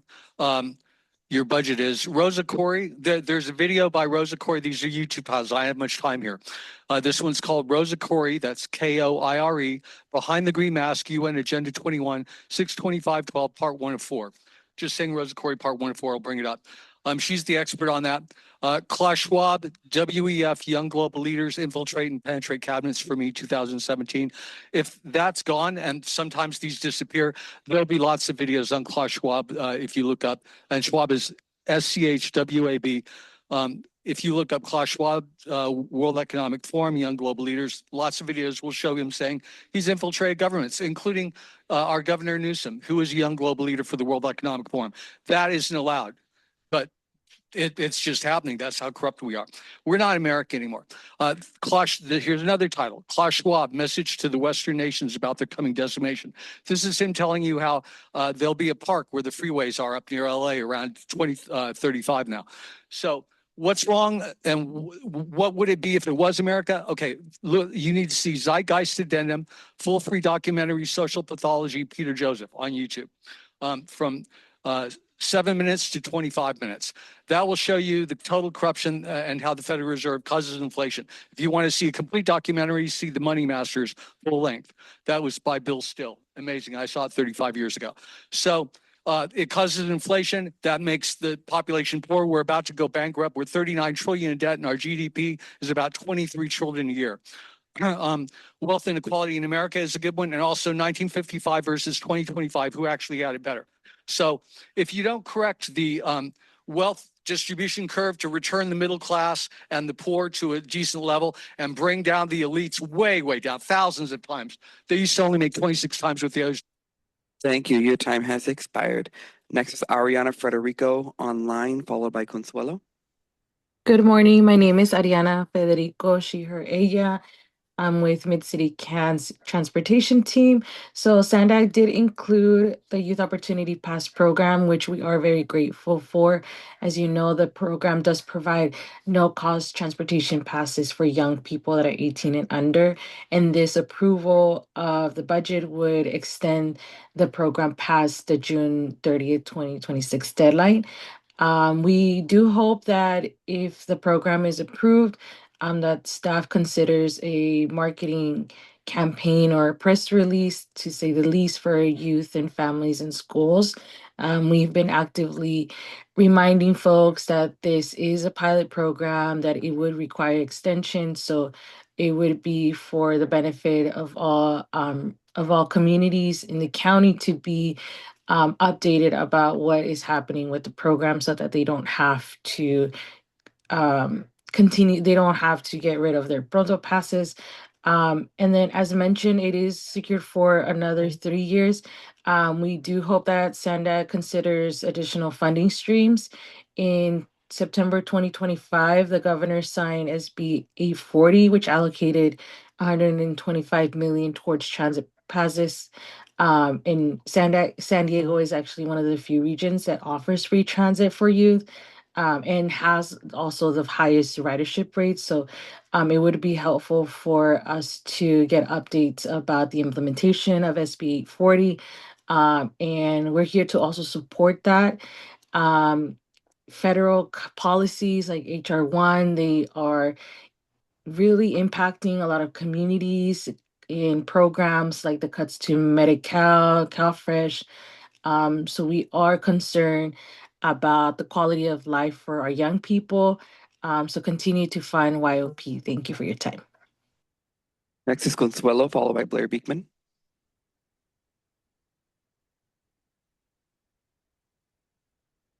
Okay, so item 4, thank you, Ariana Federico, for the youth that you are running. Evidently, encourage them to get involved and to know what exactly happens within their county for receiving freebies and relying on government. Let's encourage them to pay attention to government.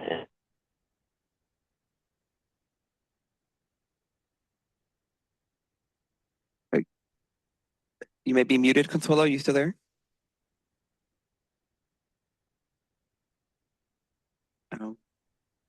Okay, we'll go on to Blair Beekman. Hi, Blair Beekman. Hopefully Consuelo can call back. Consuelo, excuse me, can know how to call back. For this item, an overall thank you for it.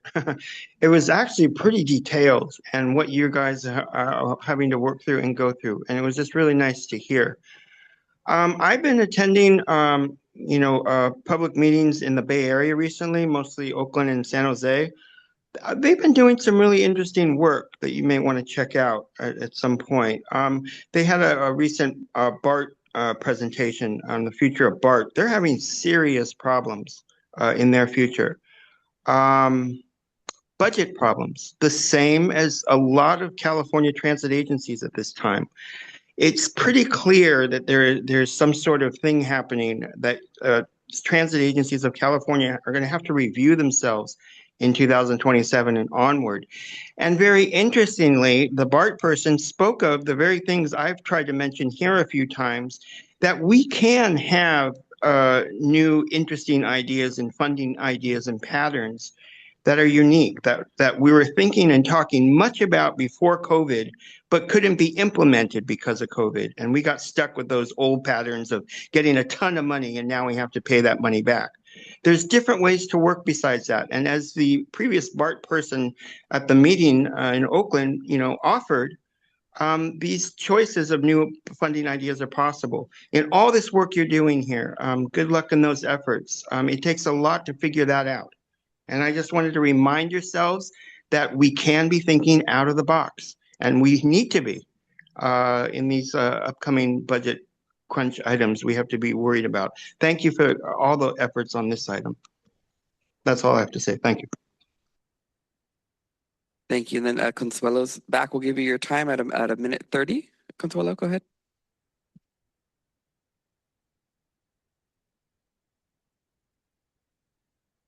Thank you, Michael. Okay, so again, and also I would like to say thank you, Mayor Mento, for your comment. I appreciated it. Okay, here we go.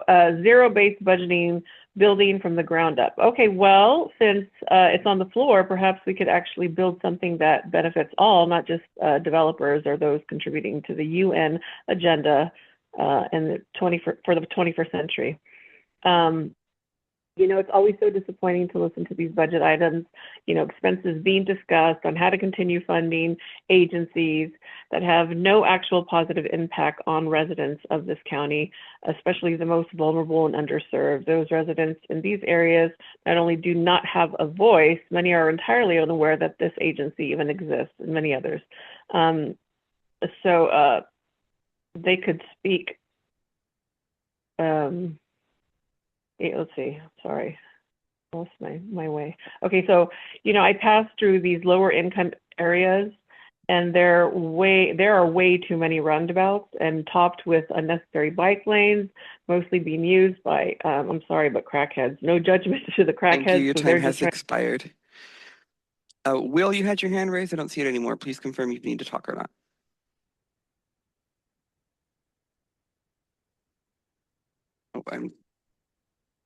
Go ahead, Will. Hi. Are you taking comments on the non-agenda items right now, or that's later? No, this is on the budget. Okay, I'll lower my hand and talk then. Okay, thank you. That concludes our public comment here.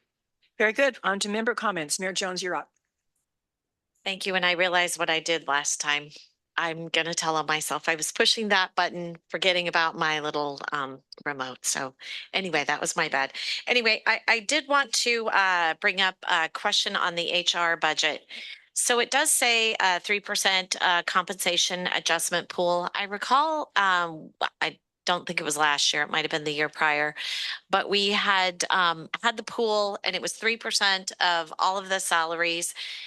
but it was only directed mostly toward management. And I just wanted to make sure that that wasn't the case this time. And so my first question is it on all of the salaries put together? Yes, yes. Okay. We establish what we consider a pool for increases for the following year. Okay, And it that is based on the overall salaries. and then whether those salaries are given, are you eligible if you're not in a director or in management? Everybody is eligible, but the pool gets distributed in a few different ways. There are some things where we have a system of flexible promotions, for example, for the lower level staff that are moving up. So there are a few things that get taken off the top of that 3% pool. And then what we've done the last couple of years is there's a remainder that we've had applied as a general salary increase. Everybody gets the same. Right, but the step is based on merit or based on not, I guess maybe not merit. Promotions and flexible, the flexible promotions are based on, yes, readiness and merit. So the supervisor has to basically affirm that they're working to a level to move within, and that is at the lower levels, not at the higher levels. Correct. But we've also been making some efforts to, because the former system, resulted in a little bit of imbalance within the pay bands. We've been trying to take these one at a time, looking at the bands to make sure we don't have a lot of disparity in salaries. So part of that merit pool is also sometimes used to level set some of the bands that have gotten a little bit away from us. And just for clarification, and this you might not be able to answer, but I think you probably could. There could be someone that's gotten a couple of step increase, more than a 3% increase in their salary. Is that the case or not?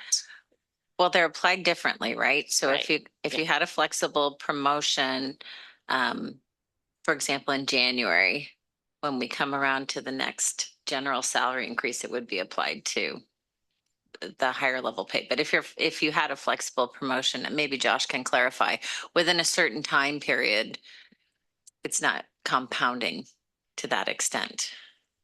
The promotion is moving from one position up to the next. So we do an analysis, just like any new hire, any promotion. At the time of the general salary increases, to Dawn's point, that is a percentage of current salary for all employees, and it's based off of the salary at the time. So yes, an employee could receive a promotion and a general salary increase within the same year.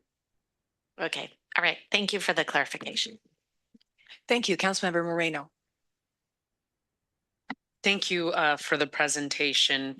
I thought the budget was very visually appealing, and it was easy to digest. However, SANDAG is working in such large figures that I did want to recommend providing more year-over-year comparison. I get the zero-based budgeting, but I think it's good to see what we've worked with in the past 2 years. As a way to better understand exactly where we're going and where we've been. The capital program budget, it's stated, is going to increase by 143 million compared to fiscal year 26. Now that numbers have been refined and that cost of inflation is taken into account, I thought that was a good example of how we should be doing the whole budget. Right. So I wanted to point that out because I think it shows more of a complete picture. So, and I do appreciate you guys putting the CIP list, the attachment. I think that is also, it helps with transparency and clarity for folks. And at the end of the day, we want to make sure that the general public is involved in the budget process. And, you know, they understand how SANDAG at the end of the day operates, and given the magnitude of dollar amounts we're working in and decisions we're making, having the public understand is going to build trust. So kudos for the pictures, but I think we just need more information would be my one of my recommendations. Now, as a past social equity social equity chair for SANDAG. It was a great privilege to help pass the youth opportunity passes. I think they have been great success. We have seen great success at MTS in our ridership. And at the end of the day, what we want to do is build future riders and people who will ride our transit system forever. So I will definitely put a plug in for that. And I'm happy to see that that was in there. I do have some questions, and they were lightly addressed, but I want to dig in a little bit. On the regional operation and services and its related expenses, I see transportation operation at 88% of the budget, ARGIS at 10%, and criminal justice at 2%. 2% does reflect about $2 million based on the corresponding chart. But I think criminal justice is very broad. And can you share on the record what expenses are captured in this criminal justice 2% figure? What I'll do, I'll just highlight and I'll ask, well, I'm highlighting Tony too, if you could step in here. But basically, we have a number of programs under the criminal justice, and ARGIS is both the system and also some research work up under the criminal justice program. But Tony, can you, here we go. Tony Ray, who's the director of the ARGIS program. Thank you. That was the confusing part. Shouldn't it just be 12%? But maybe I'm definitely. There's a very distinct difference, I will say, before Tony talks, between what we do for criminal justice research. Thank you. With, I believe, some contracts with the county and some other grants versus ARGIS as a JPA.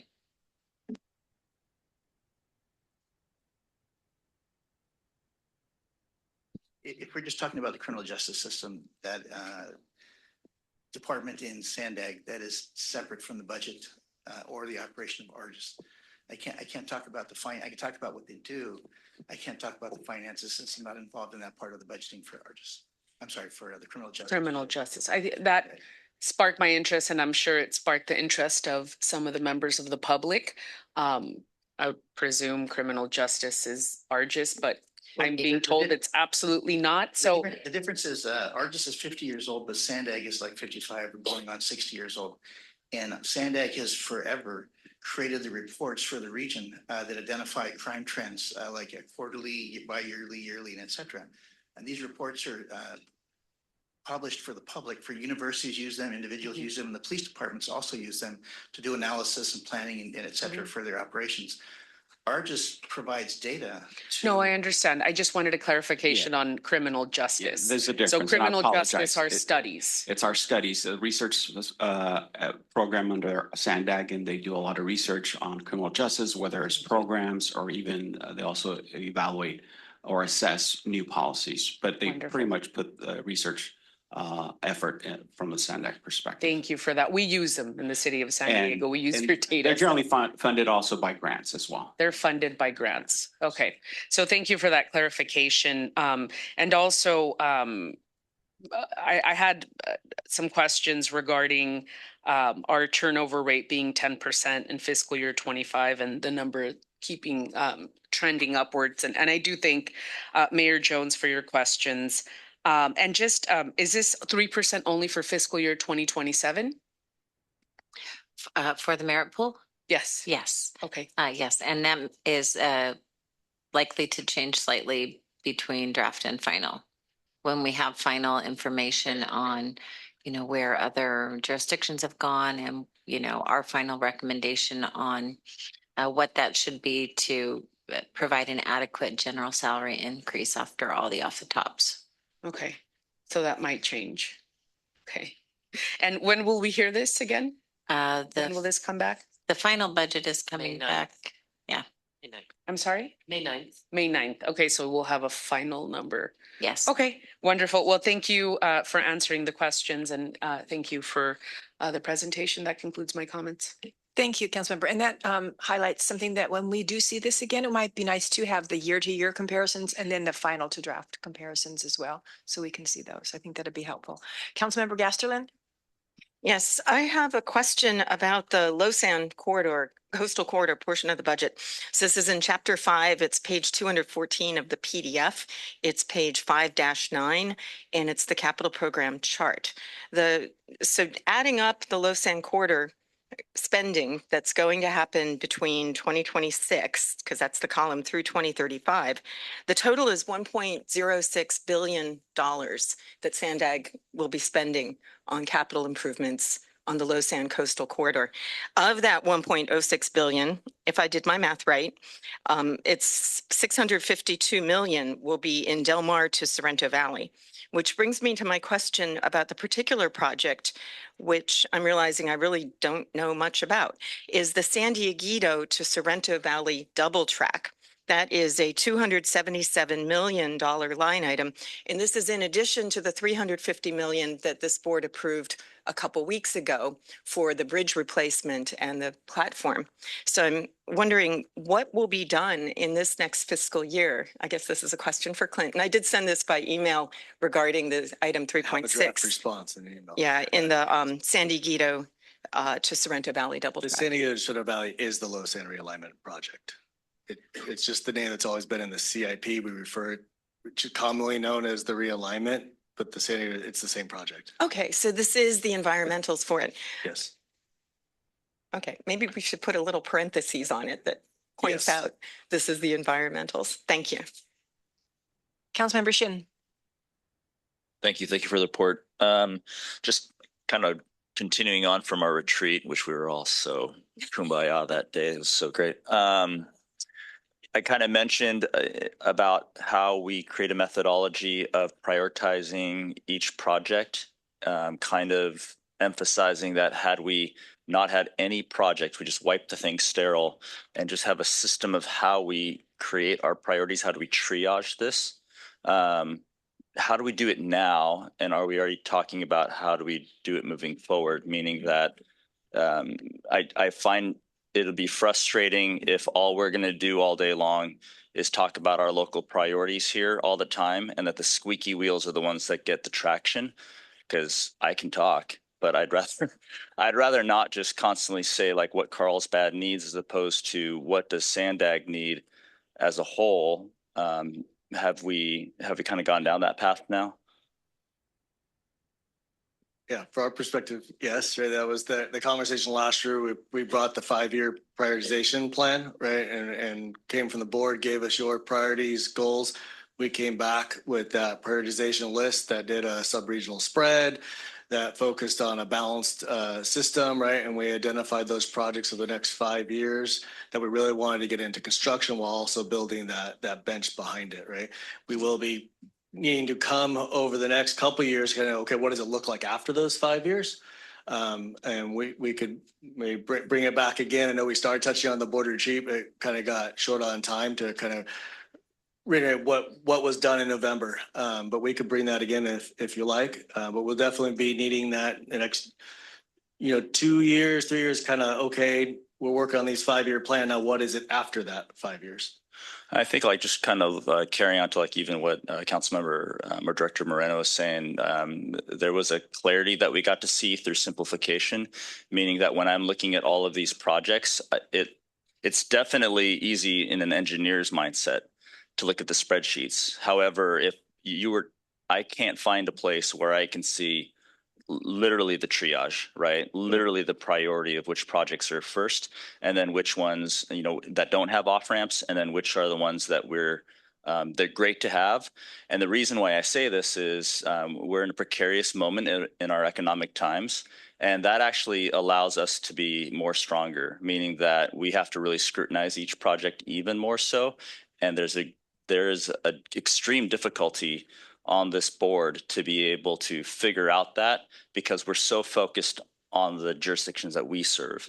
And so we need some kind of visualization to really see what it is.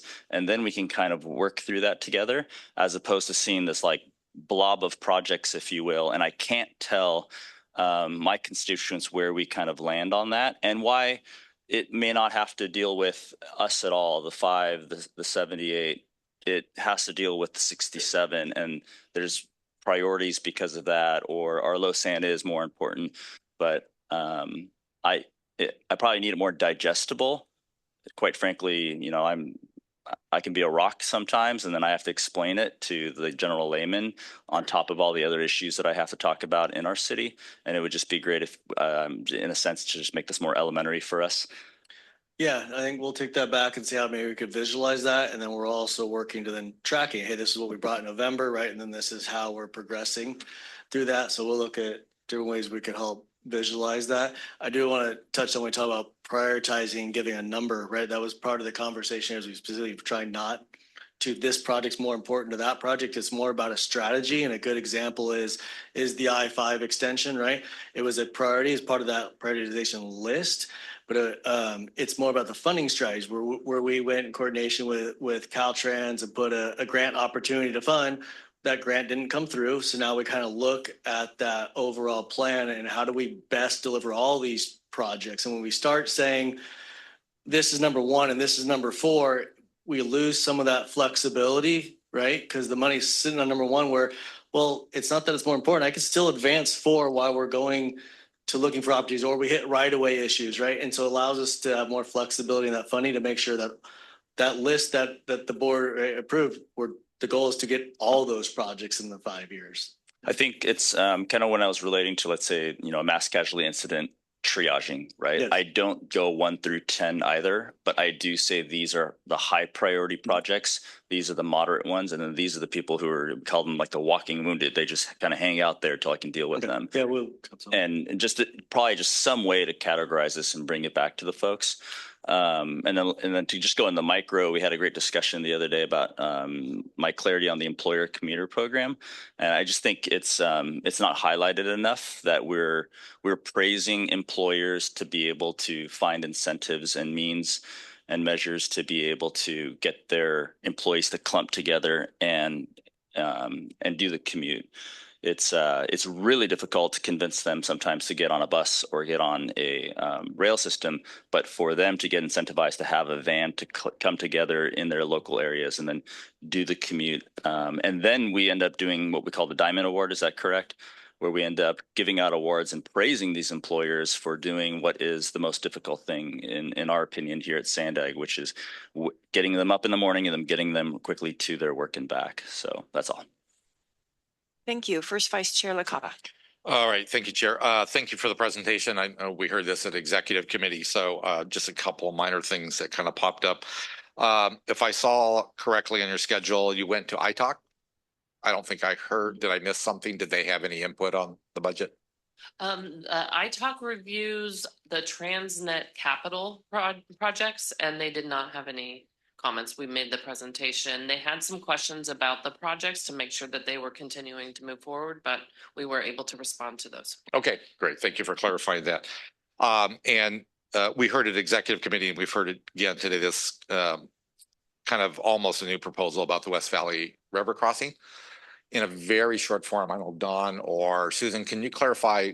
I don't think it's in the regional plan, and it's not, certainly not an RTIP.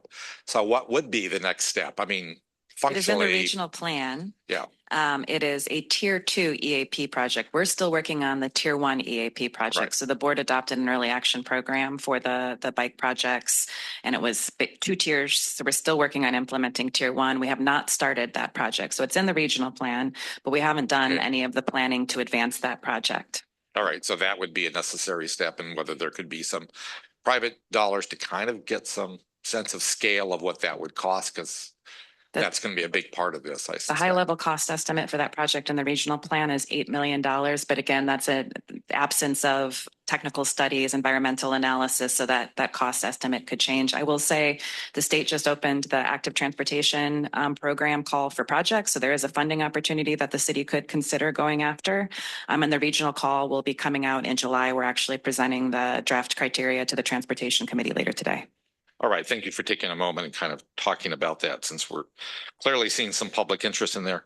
And then the last thing I'll bring up with my obsession about how agendas are done and trying to drive Robin as crazy as possible. We're not taking action today, correct? This is just this first blush for the full board to see the draft. We're asking that the board approve the draft budget. And then when we come back with the final budget, we'll be presenting what the changes are between the draft and the final. So we are asking for an action today to. Oh, you are? Okay. See Yes. how much I misunderstand, and thank you for correcting me in public. So I asked, I set myself up. So if you can't admit when you're wrong, what's the point of being here? Well, So to make up for, you you want want to to take make a a motion? I will move to approve the draft budget. Very good. Motion by LaCava, second by Minto. Thank you. Councilmember Contreras. Yeah, thank you so much. I just wanted to call attention again to, North County just has very few regional assets programmed. And, one of the things that I brought up in the board retreat, and we had a really lively discussion, was about the regional bikeway program and the fact that the inland rail trail is in excess of 20 years now. I'm about to be 38. I don't want to be a senior citizen by the time I can finish, from Escondido all the way to Oceanside. So I do think it's critically important that we finish this inland rail trail project as soon as possible. In the city of Vista, we only have a little bit of the rail trail on one part, and then on the other part in the middle segment, which connects our downtown, which is critically important because of the Vista Transit Center, and no connectivity from that area to the inland rail trail and to the other fabulous cities around me. This is a critical asset that I really, really want to see this board focus some more dollars in completing that rail trail. Secondly, I just want to underscore my unwavering support for Youth Opportunity Pass. I think it's incredible to see our youth be able to connect to the places that they need to go. I'm, constantly using public transit, and I see one of the big issues is that we have during school, when it begins and when it ends, some of our buses and other parts of our network are filled to capacity. So I really, really do believe that we need to look at, especially when we look at the 303 bus, which is the #1 performing route in North County Transit District by over 17% between the #1 and the #2 route. These buses are extremely filled to capacity, and we need to have more frequency if we're going to have our youth and all our other riders have a good, positive experience. Also, on the Youth Opportunity Pass, I really want to, be able to take a deep dive into removing any barriers. It is difficult for our youth to go through the process of verification. And that's whether it's MTS or NCTD, the issue is the same. So whatever we can do to streamline removing barriers, I don't know if that needs to be a budget adjustment or another line item, but I want to take a deep dive in that. And just curious, when we're doing our regional plan outreach, it states here that we're really guided by CalEnviroScreen 4.0, or whichever the new version of CalEnviroScreen is. But one thing that we do notice in North County is that CalEnviroScreen does not have enough variables to distinguish vulnerable populations in North County. In the city of San Diego, they have the Climate Equity Index, which goes a little bit deeper. In the rest of the county, we do not have that, and it's critically important that if we're going to do regional plan outreach guided by CalEnviroScreen, that we start looking at additional metrics and measures that would account for some of the structural poverty that we see in North County that does not come in CalEnviroScreen with the type of equation that they have. So I just want to make sure that we are always providing equity in our outreach, and that we start talking about how we can capture a picture, a snapshot of the entire county, especially in North County, that's left behind by CalEnviroScreen 4.0. Because if you look at it, it looks great, but I live there. The representatives that serve North County know that it is not all okay. So I'm very concerned about having equity when we come to planning outreach, and we're guided by some kind of a framework that just is not drilling deep enough into our communities. So that's all I have to say. I think, it's hard to put a budget together that's this big.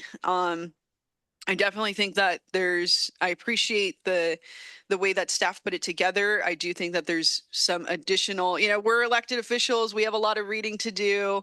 We like to dig into this, but it's also needs to be a little bit more digestible for us and for the public. So I do want to just underscore Board Member Shin's comments on there. I do support your comments. Thank you so much. Thank you, Mayor Sanchez. Thank you. And I first want to start by saying that I really appreciate the leadership that we have within staff and Mario and because Mario has brought in other ideas. For example, as he indicated before, it was all these numbered projects, and now we're looking at it in a different way. We are looking at doing it in steps, phases, so that we don't leave behind some of the projects and we're actually able to finish projects. And so for North County, the HOV through Oceanside, it's something that I'm really happy that is a priority. Also the others have to do with the Coastal Rail Trail, which was already approved by this board and is I believe it's the last project to complete the Coastal Rail Trail. But I really like the idea of doing this phased, and therefore in terms of the budget phased, to be able to include things like we're finally having a scoping meeting in May on the I-578 for the environmental studies, and that'll be in Oceanside, May 12th or 13th, somewhere around there. I'm seeing a nod somewhere around there, because that was also something that we that is a high priority for the region. So I'm going to go ahead. Was there a second already? Okay, third it. Thanks. Okay, thank you, Councilmember Fisher. Thank you, Chair. Thanks for staff for the presentation. I just want to make a general comment on budgeting. In government, we always talk about federal funding, state funding. It's all taxpayer money, and I think our constituents are very aware of this. I think a big part of it, and this is directed to Clint and his team. We've had the Bayshore Bakeway in Imperial Beach had construction. It's been delayed. Still a few more delays I found out about this week. And, for what I get emails is, why are we wasting the taxpayer money? I don't know if the delays add any more money to the project, if they do or not. I really don't know. I really hope not. But I think when we deliver projects, they need to be done, and they need to be done best on time as they can. This project in particular, I know why the delays are happening, and I don't think that they're very reasonable. And they definitely have had an impact in the quality of life. This past week, I've had the opportunity to leave for work, and I've hit the 13th and Palm stoplight at 3:30 in the morning. I sit there for 2 minutes and 40 seconds because it cycles through every which direction.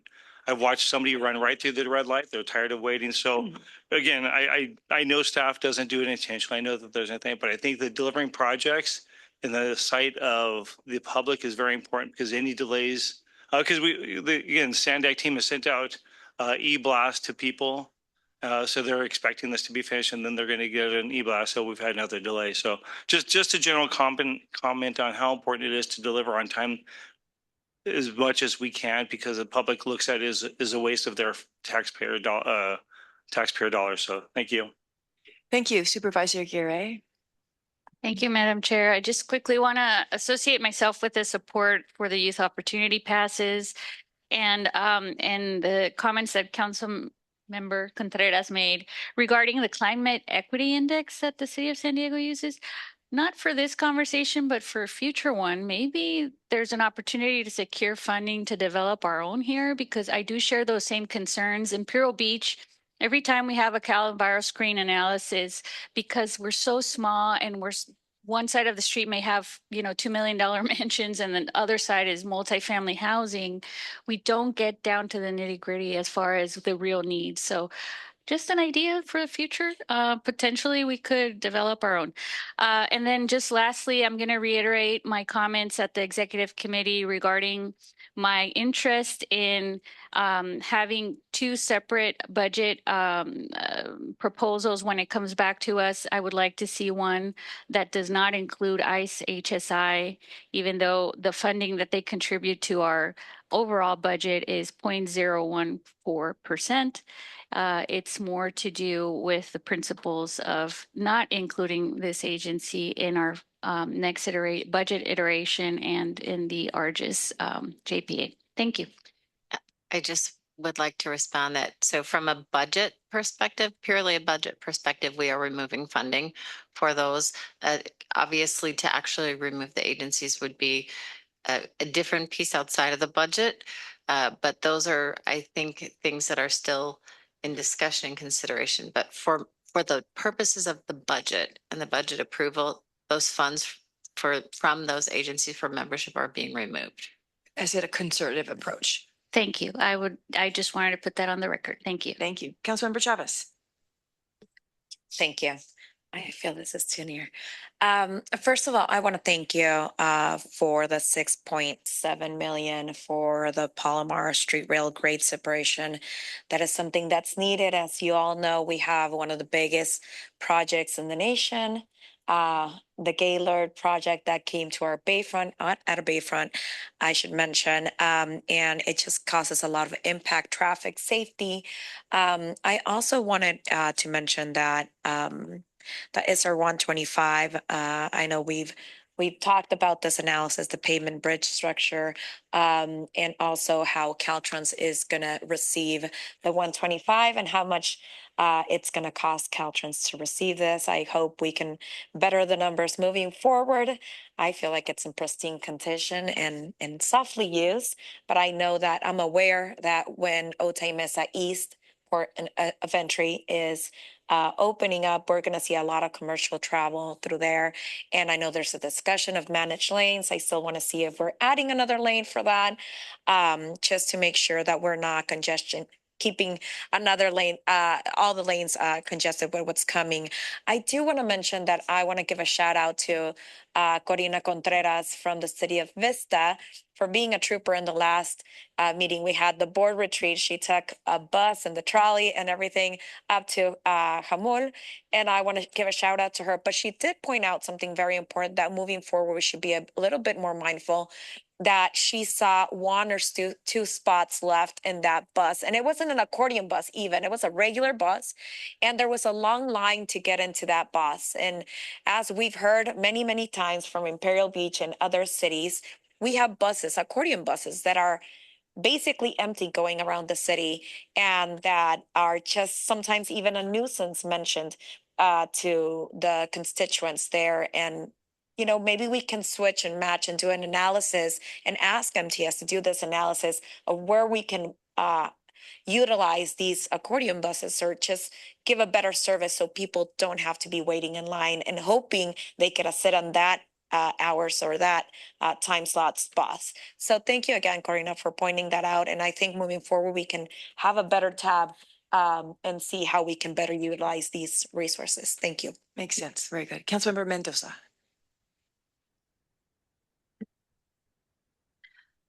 So I tend to be a very trusting person, and last week I was just shocked to find out that people cheat on the I-15 and 805 and 125. Well, I don't think you can cheat on the 125, but so I'm just wondering, as we go forward in planning managed lanes on I-5 and 805, are we planning anything to recoup some of these losses? The fine, I noticed the fines, what is it, $495? That's been that fine for ever. I think ever since the I-15 became managed lanes. So have we considered maybe raising that fine, or is that like a state regulated fine? I don't know the answers to that. And the fines, have we studied how the fines could fund enforcement of, on these lanes? So just as we're moving forward on this, you're starting to convince me that, managed lanes are not such a bad idea. The more I know, I'm an HOV only person, so I'm listening, and paying attention here. So those are the questions I have, Yeah, but in that's- our budget. And that's, I mean, part of the reason why we're looking at managed lanes is to better operate the facility. And part of that is the people not using it appropriately, right? And so that fine right now, that's a state fine, that those dollars don't come here. That's to the CHP. As we move to a facility that we manage, right, we can collect some of those as a fine for the toll facility to go back into that system and help contribute to enforcement and management of the lanes. Thank you. And our final speaker is Ms. Maxon. Thank you. Mine's about the Youth Opportunity Pass. Yes, it's an important program. I wholeheartedly support it. Of course, in the unincorporated area, our youth are functionally excluded from this program. My personal motto is childhood is a limited opportunity, use it well. So what is the plan to get our unincorporated area youth functional access to the Youth Opportunity Pass? What is SANDAG going to do, and what would be the timeline so that I can go back and say, here, your children will be able to interact and travel and experience all the opportunities that other youth can if they were to live, let's say, down the hill or in a city? What are we doing for our unincorporated area youth in this area? Thank you. I would direct you to the regional plan. So in addition to the new routes that we're planning in the rural areas, we are increasing the frequencies of the existing rural services that exist today. So those will provide more transit access and more opportunity for the youth to participate in the Youth Opportunity Pass program. There's also a couple of microtransit areas that are in the unincorporated areas, a handful of those. Those we are assuming will be accessible by the Pronto Pass, which would make them free for youth as well. Thank you. Okay, so we have a motion by LaCava, second by Minto. Please vote.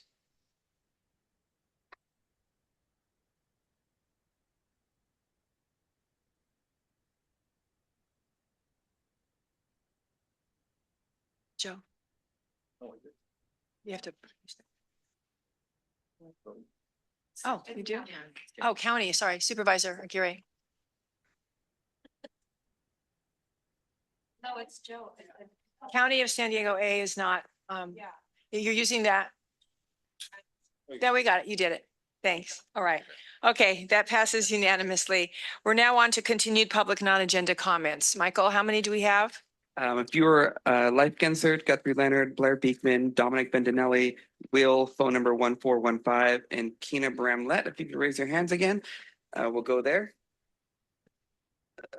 We'll start with Leif Gensert, followed by Guthrie Leonard. Good morning, SANDAG. Well, finally we get to public comment. It could have been a lot faster, but here we go. First of all, SANDAG regional plan moving forward, please use actual BRTs, build a purple line heavy rail, and don't shy away from density. But what I actually want to talk about is the low sand corridor as it becomes more relevant as we're going into the next stage. My name is Leif Gensert. I'm a San Diego County resident, and I'm the vice president of Ride SD. I'm taking public transport all the time. I'm taking the coaster and the Pacific Surfliner. So what I want to point out is that please, please, please stop pretending that the Northern Yellow Line is a viable option. A 90-degree curve twice just doesn't make sense on a rail corridor. It is not in the NOP and it wasn't in any previous assessments. Yet it is touted as an amazing solution by this board. Please ask the expert. It is incredibly arrogant to assume that the whole SANDAG staff, the engineers and the planners have not thought of this and are just wanting to bully Del Mar because for some reason it is not a viable option. SANDAG came up with so many different alignments, none of them were the Northern Yellow Line. So we reached out to the board beforehand. Terry Gasteland responded with very emotional and misleading messages. to the people that were concerned about this. So we need to do something about this. First of all, I want to encourage Mario also to stop to spread the message that the Northern Yellow Line is not a viable option. Bring his staff out to make a statement on this. Additionally, I want Joe LaCava as the vice chair, and I want the city of San Diego and the South Bay cities to get together and call for the weighted vote. We cannot let North County cities dictate the agenda for the Lawson Corridor because it is such a vital corridor for all of Southern California. Thank you very much. Have a good day. Next is Guthrie Leonard, followed by Blair Beekman. Hi. Yeah, Guthrie Leonard. I'm going to talk more about the Los Angeles corridor, but I just want to say how disappointing it is that all the online non-agenda comments got kind of shunted to the end, because you were allowing comments that were barely relevant to like the budget, talking about chemtrails. And meanwhile, we're trying to follow the rules and speak about the things we're supposed to speak at the times we're supposed to speak. And we're getting to wait 2.5 hours to speak. Right? I mean, I can't imagine it. Thank goodness I don't have a job on Friday mornings, but lots of people do. And this is the kind of action that would prevent them from being able to use their voice at a public meeting. And that's just unacceptable. Regarding the Los Angeles corridor, Life kind of covered it all, but I did want to say that that alignment would slow down. The Northern Yellow alignment would slow down the train by at least 2 minutes. And that doesn't sound like a lot. But in the context of a corridor that moves millions of people a year, are we really going to allow a town of 4,000 people dictate an option that changes this rail corridor for the next half century at least? We're not going to be building multiple tunnels in this century. Why are we allowing the richest city, the smallest city in San Diego County, to decide everything about how this project goes? That's unacceptable to me. It makes my voice feel unimportant. I'm the person who takes the train. I know that none of those people in that town are regularly taking an Amtrak train, but I do. It's my only way to get home to family. So saying that we're going to slow it down for really made up worries. We've covered this. Science has covered this. It's unacceptable to me. Please use the facts. Don't use that alternative. Thank you. Next is Blair Beekman, followed by Dominic Bendinelli. Hi, thank you, Blair Beekman. Thank you for public comment, interesting public comment this late morning. I feel it's a balance. I feel both the tunnel and the turn idea, the yellow line idea, they have problems and issues and concerns and health concerns, and we have to be balancing all of those questions. All sides have a good point of view on the matter. There are serious safety concerns, and all sides have to be wanting to give to the other side in what can be, the less dangerous of choices. And that's what we have to be considering. And I can give up time. I'm willing to give up 2 minutes of train time travel fully to have these questions answered. That's my perspective anyway. Also, I wanted to comment perspective on the city of San Diego is trying to ask for forgiveness for for some of their environmental items on a housing development issue, when there's sea rise level issues that they're not openly addressing. That Catherine Rhodes mentioned, the item that needs to be addressed, and we have to be clear that sea rise level issues have to be addressed for the future of their housing development projects in the sports arena area in the future. And to really comment, to try to help out DRA, who speaks, just heroically on the points of view of environmental health concerns.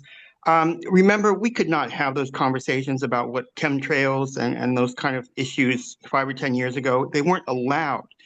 DRA and myself were trying to make subject matter allowable to talk about in the public process. That's what's key, is that we can have those conversations. Before we couldn't, we should be able to now. Good luck how we can have those conversations when needed, when necessary. Thank you. That's what I has try to expired. Next is Dominic Bendinelli, followed by Will. Good morning. This is Dominic Bendinelli. I'd like to express my support for the Under Canyon Crest route for the Del Mar Bluff realignment project. This alignment is safe, fast, and future-proofs the corridor by minimizing long-term risk and is fully compatible with electrification. In contrast, the newly proposed Northern Yellow Line option is a slower, less direct route. The sharp curve would require very slow speeds to prevent derailment. Considering that this newly proposed alignment puts the project goals at risk by harming ridership and ensuring that vehicle travel on the parallel 5 remains faster than rail, it should not be considered.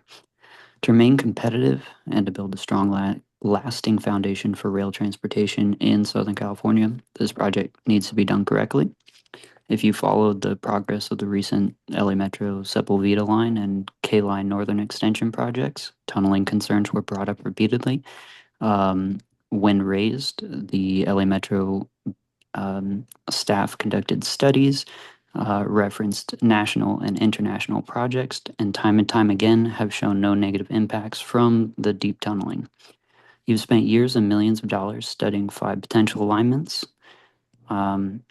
It's time to move forward with a staff-recommended alignment and deliver a project that supports safe, efficient, and high-quality rail transit. On a separate note, I would like to suggest the board's legal counsel review the practice of splitting virtual public comment on non-agenda items, as it does not appear to be consistent with the Brown Act, Section 54954.2b. Yeah, and thank you for your time. I yield the rest of my time. Next is Will, followed by phone number 1415. Hi, my name is Will Finch. I support the Undercrest Canyon alignment for the Del Mar Bluff project. Millions of riders in Southern California depend on the low sand corridor. The Undercrest Canyon alignment improves speed up to 110 miles per hour, preserves safety by avoiding the tight curves that are proposed in the Northern Yellow Line, and minimizes environmental disruption by having trains be underground, so they're avoiding the lagoons. Noise and vibration concerns from tunneling are completely unfounded concerns. Studies found that effects from tunneling were completely indiscernible to residents. The Northern Yellow Line is more dangerous. The sharp curves are more dangerous, and the speed penalties make the line even slower than it is now. So please approve the Undercrest Canyon alignment.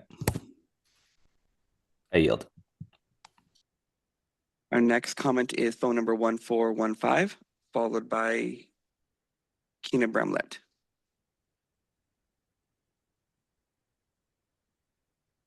Go ahead. It seems you're self-muted, phone number 1415.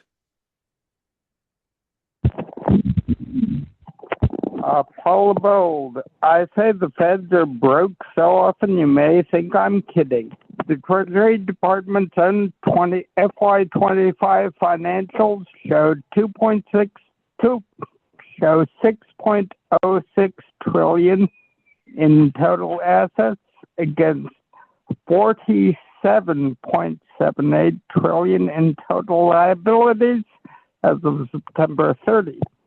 And this doesn't include unfunded obligations like Social Security and Medicare. Another way to think of it is that interest is the fastest growing, quote, program in the federal budget. The gross figure of 39 trillion is intergovernmental debt, basically the left hand of government owing the right hand. Examples include the Social Security Trust Fund. And there is no independent economic significance to this beyond its role as a political signaling device. But the fact that the debt held by the public has now exceeded 31 trillion is not great. Borrowing trillion after trillion at this rapid pace with no plan in place is the definition of unsustainable. So that, in a nutshell, is why SANDAG needs to plan for further federal spending cuts. The other problem is that many politicians like to promise without thinking where the money will come from, and then rush to spend the money without letting people think it through. And a lot of this was from Ken Smetters, the director of the Penn Horton budget model and one of the nation's foremost fiscal economists.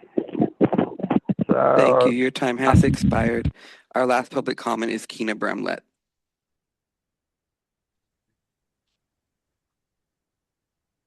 Hello. I would also like to show my support for the Undercrest Canyon alignment for the Low Sand Corridor. When I saw the proposed route for the Northern Yellow Line, I thought that would be a non-starter. Having two 90-degree turns would drastically reduce speeds, and it just really isn't a feasible route for SANDAG to consider. I would challenge you to use this same logic for a lot of your managed lanes proposals. Think of if with your managed lanes, with the feasibility of that, if drivers had to reduce their speeds to 25 to 30 miles an hour permanently in certain aspects of that managed lane. The Northern Yellow Line is just not a feasible solution. I think we need to really focus on making the rail line as efficient as possible and giving people that option to use rail instead of being in their cars. I also wanted to speak on the Noble Drive MTS station. I'm glad that Supervisor Aguirre brought it up. I use that weekly, and I can confidently say I have to go all the way up to the top to where the MTS parking spaces are located. And as I go level by level, the retail lot, there's maybe 2 to 3 cars ever in that parking garage. While the top of the parking garage where all MTS riders have to park is consistently full, especially on Padres game days or when there's events downtown or in Mission Valley. So I think that's something that SANDAG and MTS, I think there's a real opportunity there to make that Noble Drive parking garage more useful, because there's also ample surface level parking for the retail as well. With that, I yield my time and have a great weekend. That concludes our public comment, Chair. Thank you. And just an FYI for the public, the rail realignment is in the environmental phase. It'll be studied environmentally over the next 2 to 3 years, and no decision will be coming to this board until that time. At this point, I will say that this meeting is concluded, and we are adjourned until April 10th at 9 a.m.